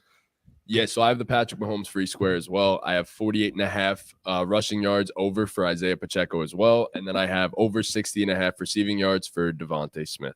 I have the Pat Mahomes square. I have Isaiah Pacheco and Miles Sanders combining for over 108.5 rushing yards, and then I have Jake Elliott hitting more than 1.5 field goals. Nice. Run it back the, So- other, way with the other thing. What's up? No, you're good. Keep it. I'll just give y'all my 3 Super Bowl. I bet too on the side. I don't do it. For Oh, the fire, podcast. right. I'll give you. Go for I'll it. just give you Yeah. the 3 bets I'm putting in this weekend before Let's before hear it. Sunday. Oh yeah, finish what you were doing with Dean had to go. I think right. We move on to basketball after this. Oh, so yeah, okay. say yours. Say yours. Super Bowl. I'm gonna go with Eagles. I do a lot of props. I don't do anything with Prize Picks, unfortunately. Got it. Shout out Prize Picks though. But Sponsored. I am going Eagles last touchdown. Eagles defense. So Eagles defense last touchdown. I think if there's been a lot of those stupid situation plays where balls being fumbled, whatever. I think that they might score the last. And just in terms of value, if I put $5 on that, I'm winning like I think I'm running like 300 or 800, something stupid like that. So Eagles last touchdown. I have Jalen Hurts over rushing yards, and what was the other one I had? Oh my gosh, I already forgot. There was one more. Crap. Oh, it's Gatorade. Gatorade is my favorite bet every year. I have not won in 11 years. Gatorade's going to be orange because they're going to troll the Bengals. Yeah, that's troll the what I'm Bengals. talking about. That's it. Yes, sir. I like it. We said that. Nice. All All right. right. So this is ball game bets, and I got James Harden to put up 15 points, Jalen Brunson to hit two or more threes, LaMelo Ball to score 20 or more points, Dylan Brooks to make 1 3, and that comes out to plus 253. I have Jalen Brunson and Pascal Siakam to score more than 20. I have the Minnesota Timberwolves alternate spread plus 15.5 against the Memphis Grizzlies. I have the Sacramento Kings alternate spread plus 1.5 against the Dallas Mavericks. It all comes out to plus 265. I have James Harden to score 20 plus against the Knicks. I got Pascal Siakam to record 4 plus rebounds against the Jazz. Bam Adebayo to record 8 plus rebounds against the Rockets, and Paul George to score 20 plus against the Bucks to come out to 254. Joel Embiid to score 25 plus. James Harden 8 plus assists. Philadelphia 76ers minus 5.5. Dallas Mavericks money line. Amazing. Boo. All right. There it is. Well, that was really fun. That was a great pod. Thanks, Trevor, coming had on. A lot of fun. Appreciate Thank you guys so much for watching. Of course, thank you to our guest, Trevor, the host of the 2 Pointers podcast. We really do appreciate you coming on. It was a great time. You're incredibly knowledgeable about the sport too, so we really do appreciate. We'll link you in the everything from description. Definitely going to put your link in the description. But if you have any closing thoughts, anything you want to say before we go? Shout out Um, Deadpool. Yes. Deadpool was active. I tried to keep up with him as best I could, but it was tough. It's funny being on the other side of this talking to him. But thank you. First of all, I think what you guys are doing is really, really good. I like the in-person aspect of it. I think it's a really awesome angle that I think more people need to explore and really like create that authentic debate. You guys keep crushing it. Thank you very much for having me on. Thanks, bro. Thank you. 2 Pointers on every social media, like I said earlier. Got a lot of really great things coming here in the next couple of weeks. I'm going to be doing a watch party on playback.tv. The NBA All-Star dunk contest and 3-point contest. If you guys want to come hang out, I'll Yeah. that link's going to go out in the next Back. couple of days. So I'm going to be doing a little watch party for that. Otherwise, man, just I got a lot going on soon. The NCAA tournament's obviously around the corner very, very quickly. But I'm also getting married that week. So it's Oh going my to be God, really, really big congratulations. fun. Thank you. It's going to be a big Well, fun. Everyone go wish this man Lot of- thank you. congratulations. Lot on of, his wedding. lot of content grinding, a lot of schedule posting. And so, yeah, all the support we appreciated. Thanks for having me again. Of course. Thank course, you. Please be sure to leave a like, subscribe, hit that notification bell, follow us on all of our socials. Thank you guys so much for watching once again. And with that, Ball game.